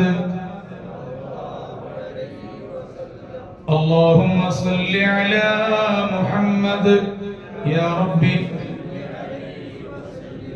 الحمد لله رب العالمين اللهم صل وسلم وبارك على رسولك سيدنا محمد وعلى آل سيدنا ومولانا محمد أرحم الراحمين ربي ഞങ്ങളുടെ മജ്‌ലിസിനെ നീ കബൂലാക്കണേ അല്ലാഹ് ഈ മജ്‌ലിസിനെ നീ പൂർണ്ണമായ കബൂലിയത്ത് നൽകണേ റബ്ബേ ഞങ്ങൾ വിവരമില്ലാത്തവരാണ് പാപങ്ങൾ ഒരുപാട് സംഭവിച്ചവരാണ് ഞങ്ങൾ സമ്മതിക്കുന്നു റബ്ബേ ഞങ്ങളുടെ കൈകളെ കൊണ്ട് കാലുകളെ കൊണ്ട് കണ്ണുകൊണ്ട് മൂക്കുകൊണ്ട് തലകൊണ്ട് ശരീരത്തിന്റെ അകത്തുള്ള എല്ലാ അവയവങ്ങളെ കൊണ്ടും എന്തൊക്കെ തമ്മാടിത്തരങ്ങളും തെറ്റുകുറ്റങ്ങളും ഞങ്ങളിൽ നിന്ന് അറിഞ്ഞും അറിയാതെയും രഹസ്യ പരസ്യങ്ങളിൽ സംഭവിച്ചിട്ടുണ്ടോ ഗഫാറായ റബ്ബേ നീ തന്നെയാ ഞങ്ങളുടെ പ്രതീക്ഷ മാപ്പാക്കണേ അല്ലാഹ് പൊറുക്കണേ റബ്ബേ കൃപ കാണിക്കണേ അല്ലാഹ് കരുണ കാണിക്കണേ അല്ലാഹ് റഹ്മത്ത് ചൊരിയണേ അല്ലാഹ് ദേഷ്യപ്പെടല്ലേ റബ്ബേ നിന്റെ കോപം ഇറക്കല്ലേ റബ്ബേ നിന്റെ ശിക്ഷ ഇറക്കാൻ ഒരു ജന്മങ്ങളാക്കല്ലേ അല്ലാഹ് അല്ലാഹുവേ ഞങ്ങളുടെ ഈ മജ്‌ലിസ് കാരണമായി സ്വർഗ്ഗം ഞങ്ങൾക്ക് എഴുതി തരണേ അല്ലാഹ് നന്നാകാനുള്ള ഖുവത്ത് തരണേ റബ്ബേ അതിനുള്ള ഒരു അഖ്ല നൽകണേ അല്ലാഹ് അതിലൂടെ ഞങ്ങളെ ചലിപ്പിക്കണേ അല്ലാഹ് നന്മയുടെ ത്വരീഖുകൾക്ക് ആനന്ദം നൽകണേ അല്ലാഹ് നന്മകളിൽ ജീവിക്കുന്ന മാർഗങ്ങളെ തേടിപ്പിടിക്കുന്നത് ശരീരത്തിന് ഹൃദയത്തിന് ഹരമാക്കി തരണേ അല്ലാഹ് അല്ലാഹുവേ പരിശുദ്ധമായ സദസ്സിൽ കൊണ്ടിരിക്കുന്നവരിൽ ഒരുപാട് വേദനകളുള്ളവരുണ്ട് ശമനം നൽകണേ അല്ലാഹ് കടങ്ങളുള്ളവരുണ്ട് വീട്ടാൻ മാർഗങ്ങൾ കാണിക്കണേ അല്ലാഹ് പടച്ചവനെ ജോലിയില്ലാത്തവരുണ്ട് ഉള്ള ജോലിയിൽ വിഷമങ്ങളുള്ളവരുണ്ട് ഖൈറായ ബറക്കത്തുള്ള ജോലി നീ അടുപ്പിക്കണം റബ്ബേ ഉള്ള ജോലികളിൽ എല്ലാവർക്കും ബറക്കത്ത് ചൊരിയണേ അല്ലാഹ് സമ്പത്തുമായി ബന്ധപ്പെട്ട് ഒരുപാട് വിഷമങ്ങൾ ഉള്ളവരുണ്ട് റബ്ബേ അല്ലാഹുവേ കിട്ടാനുള്ള പണം കിട്ടാതെ പ്രയാസപ്പെടുന്നവർ പടച്ചവനെ പല വിധത്തിലും പല വിഷയങ്ങളിലും ഭൂമിയുണ്ട് അത് വിറ്റിട്ട് വേണം കടം വീട്ടാൻ പക്ഷേ ഭൂമി വിറ്റ് പോകുന്നില്ല ഇങ്ങനെ ഒരുപാട് പ്രയാസങ്ങൾ പടച്ചവനെ ദുനിയാവാണ് ഭൂമിയാണ് ശരിയാ പക്ഷേ മനസ്സമാധാനത്തോടെ ജീവിക്കാൻ തൗഫീഖ് നൽകണേ അല്ലാഹ് ആരുടെയും ബാധ്യത കൈകളിൽ ഉണ്ടാകുന്ന സാഹചര്യം വരുത്തല്ല റബ്ബേ കടബാധ്യതകളോടെ മരണപ്പെടുന്നതിൽ നിന്ന് നീ ഞങ്ങളെ കാക്കണേ അല്ലാഹ് അല്ലാഹുവേ റമളാൻ ഞങ്ങൾക്ക് അനുകൂല സാക്ഷിയാക്കണേ റബ്ബേ റമളാന്റെ എല്ലാ അനുഗ്രഹങ്ങളും ഞങ്ങൾക്ക് നൽകണേ അല്ലാഹ് അല്ലാഹുവേ റഹ്മത്തിന്റെ പത്തിത അവസാനിക്കാറാവുകയാണ് പടച്ചവനെ നിന്റെ റഹ്മത്ത് ഞങ്ങൾക്ക് ചൊരിയണേ അല്ലാഹ് ഈ ഖബറാളികൾക്ക് പൊറുക്കണം റബ്ബേ ഞങ്ങളിൽ നിന്ന് മരണപ്പെട്ടവർക്ക് പൊറുക്കണേ അല്ലാഹ് ഞങ്ങളുടെ ഉസ്താദുമാർ കുടുംബ ബന്ധുക്കൾ വേണ്ടപ്പെട്ടവർ സഹായികൾ എല്ലാവർക്കും നീ പൊറുക്കണേ അല്ലാഹ് പടച്ചവനെ ദുആ കൊണ്ട് വസീയത്ത് ചെയ്ത ഒരുപാട് ആളുകളുണ്ട് ഞങ്ങൾക്ക് ഭക്ഷണം നൽകിയവരുണ്ട് ഞങ്ങളെ പരിപാലിച്ചവരുണ്ട് പോറ്റി വളർത്തിയവരുണ്ട് അല്ലാഹുവേ ഇവിടുത്തെ ദീനീ സംവിധാനങ്ങൾ നല്ലപോലെ സംരക്ഷിച്ചവരുണ്ട് ഈ നാട്ടിലുള്ളവർ അയൽനാടുകളിലുള്ളവർ പ്രവാസികൾ അല്ലാഹു ഇവിടുത്തെ കച്ചവടക്കാർ ബിസിനസ്സുകാർ റബ്ബേ ഇവിടെ വ്യത്യസ്ത തൊഴിലുകളുമായി കൂടെ നിൽക്കുന്നവർ ഇവിടുത്തെ എല്ലാ രംഗങ്ങളിലും കൂടെ സഹായികളായി കൂടെ നിൽക്കുന്നവർ മരണപ്പെട്ടവർക്കൊക്കെ മഗ്ഫിറത്തും മർഹമത്തും സ്വർഗ്ഗവും നൽകണം റബ്ബേ ജീവിച്ചിരിപ്പുള്ളവർക്ക് ഇസ്സത്തിൽ ആഫിയത്തിൽ ദീർഘായുസ് പ്രദാനം ചെയ്യണേ അല്ലാഹ്. പടച്ചവനെ എല്ലാ ആളുകളുടെയും കച്ചവടങ്ങളിൽ ബറക്കത്ത് ചൊരിയണേ അല്ലാഹ്. ജോലികളിൽ ബറക്കത്ത് ചൊരിയണേ അല്ലാഹ്. ബിസിനസ്സുകളിൽ ബറക്കത്ത് ചൊരിയണേ അല്ലാഹ്. യാത്രകളിൽ വാഹനങ്ങളിൽ ബറക്കത്ത് ചൊരിയണേ അല്ലാഹ്. ഞങ്ങളുടെ മക്കളെയൊക്കെ നീ സ്വാലിഹീങ്ങളാക്കണേ അല്ലാഹ്. ഓരോ ദിവസവും ഇവിടെ നോമ്പ് തുറ സജ്ജീകരിക്കുന്ന ആളുകളുണ്ട്, അതിനു വേണ്ട കാശ് മുടക്കുന്നവരുണ്ട്, ഓരോ ദിവസവും നോമ്പ് തുറ വാഗ്ദാനം നടത്തിയവരുണ്ട്, അതിനു വേണ്ട സജ്ജീകരണങ്ങൾ നടത്തുന്നവരുണ്ട്, ചെറുപ്പക്കാരും പ്രായം ചെന്നവരും യുവാക്കളും ഒക്കെ എല്ലാവർക്കും പഠിച്ചവനെ അർഹമായ പ്രതിഫലം നൽകണേ അല്ലാഹ്.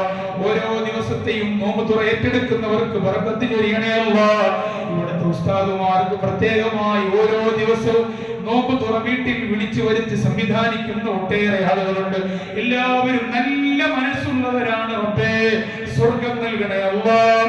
അവരുടെ സമ്പത്തിൽ, മക്കളിൽ, ഭാര്യാസന്താനങ്ങളിൽ, എല്ലാ കാര്യങ്ങളിലും ബറക്കത്ത് ചൊരിയണേ അല്ലാഹ്. ആഖിറം അവർക്ക് സ്വർഗീയ ജീവിതമാക്കണേ അല്ലാഹ്.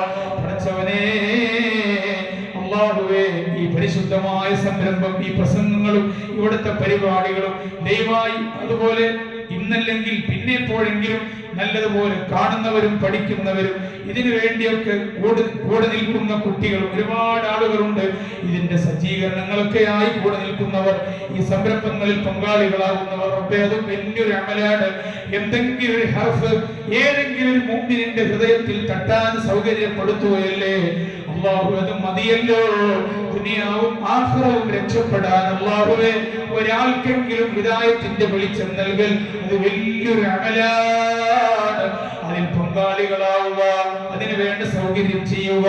ഇതിൽ ആരൊക്കെ പങ്കാളികളായിട്ടുണ്ടോ എല്ലാവർക്കും നീ ഖൈർ കൊടുക്കണേ അല്ലാഹ്. റഹ്മത്ത് ചൊരിയണേ അല്ലാഹ്. സന്തോഷം നൽകണേ അല്ലാഹ്. റാഹത്ത് നൽകണേ അല്ലാഹ്.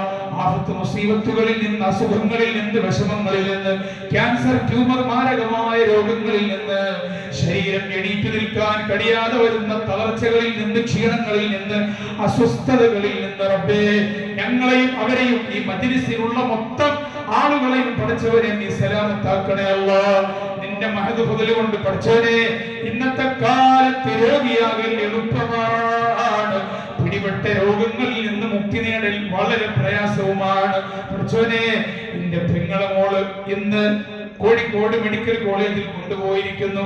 ശരീരത്തിന്റെ അകത്ത് ആദ്യം പറഞ്ഞു മൂത്രം അകത്ത് കെട്ടി നിൽക്കുകയാണ്, പുറത്തു വരാതെ. അതുകൊണ്ടാണ് ശരീരത്തിന്റെ ചില ഭാഗങ്ങൾ മുഴ വരുന്നത് എന്ന് എന്താണെന്ന് ഡോക്ടർമാർക്ക് തെളിയിക്കാൻ കഴിയുന്നില്ല. കുറച്ച് ദിവസങ്ങൾക്ക് മുമ്പ് റമദാനിന്റെ മുമ്പ് മരുന്ന് നൽകിയിരുന്നു, പക്ഷേ അതിൽ കാര്യമായ മാറ്റങ്ങളില്ല. ഇന്ന് വീണ്ടും കൊണ്ടുപോയേക്കുവാണ്. അല്ലാഹുവേ, എന്ത് രോഗമാണെങ്കിലും രോഗം വരുമ്പോഴാണ് അതറിയുന്നവരാണ്, മനസ്സിലാക്കുന്നവരാണ് അതിന്റെ കാഠിന്യവും, അത് അനുഭവപ്പെടുന്ന കുടുംബത്തിന്റെ വിഷമവും, ഹൃദയത്തിന്റെ മുറിവിന്റെ ആഴവും എത്രയുണ്ട് എന്ന് മനസ്സിലാക്കാനൊക്കുകയുള്ളൂ. അല്ലാഹുവേ, ഈ മജ്‌ലിസിന്റെ ബറക്കത്ത് കൊണ്ട് ശിഫ നൽകണേ അല്ലാഹ്. ശമനം നൽകണേ റബ്ബേ. ഞങ്ങളുടെ കുഞ്ഞുങ്ങളെ, മക്കളെ, സഹോദരങ്ങളെ, സഹോദരിമാരെ, മാതാപിതാക്കളെ ആരെയും മാരക അസുഖം നൽകി നീ പരീക്ഷിക്കല്ല അല്ലാഹ്. മരുന്നില്ലാത്ത രോഗത്തിൽ കിടത്തി ഞങ്ങൾ ആരെയും പരീക്ഷിക്കല്ലേ റബ്ബേ. ലോകത്തിന്റെ നാനാ ദിക്കുകളിൽ പീഡിപ്പിക്കപ്പെടുന്ന മുസൽമാന് അഭയം നൽകണേ റബ്ബേ. ഈ തേട്ടം കബൂലാക്കണേ അല്ലാഹ്. ഇനിയെങ്കിലും മനോഹരമായ അഭയവും സുരക്ഷിതം നിറഞ്ഞ സന്ദർഭവും അങ്ങനെയുള്ള ഒരു സാഹചര്യവും അവർക്ക് നൽകിയിട്ടുണ്ടെന്ന് കേൾക്കാൻ ഇനിയെങ്കിലും ഭാഗ്യം നൽകണേ അല്ലാഹ്. ഞങ്ങളുടെ നാടിന്റെ നിയന്ത്രണവും കടിഞ്ഞാണും ഭരണക്രമവും അല്ലാഹുവേ നിന്റെ ദീനിനെ ഇഷ്ടപ്പെടുന്ന ആളുകളുടെ ഹൃദയത്തിൽ എത്തിക്കണം റബ്ബേ. ദീനിനെതിരെ മുസ്ലിമാണെന്ന ഒരൊറ്റ കാരണം കൊണ്ട് മാത്രം മറ്റു മതസ്ഥർക്കെല്ലാം ഇളവ് നൽകി മുസ്ലിമീങ്ങൾ അങ്ങനെ വിലസണ്ടെന്ന് ആഗ്രഹിക്കുന്ന ധിക്കാരികൾക്ക് അല്ലാഹുവേ നീ വിട്ടുകൊടുക്കല്ലേ റബ്ബേ. ഞങ്ങൾക്ക് നിന്നോടല്ലേ പറയാൻ പറ്റൂ. മനുഷ്യന്മാരെന്ത് കളി കളിച്ചാലും വളരെ മനോഹരമായി കൈകാര്യം ചെയ്ത് തകർക്കാൻ കഴിയുന്ന ഒരു ശക്തി നീ തന്നെയല്ലേ റബ്ബേ. ഞങ്ങൾ വിചാരിച്ചാൽ നടന്നുകൊള്ളണമെന്നില്ല. അവർ അത്ര പ്രതീക്ഷയിലാണുള്ളത്.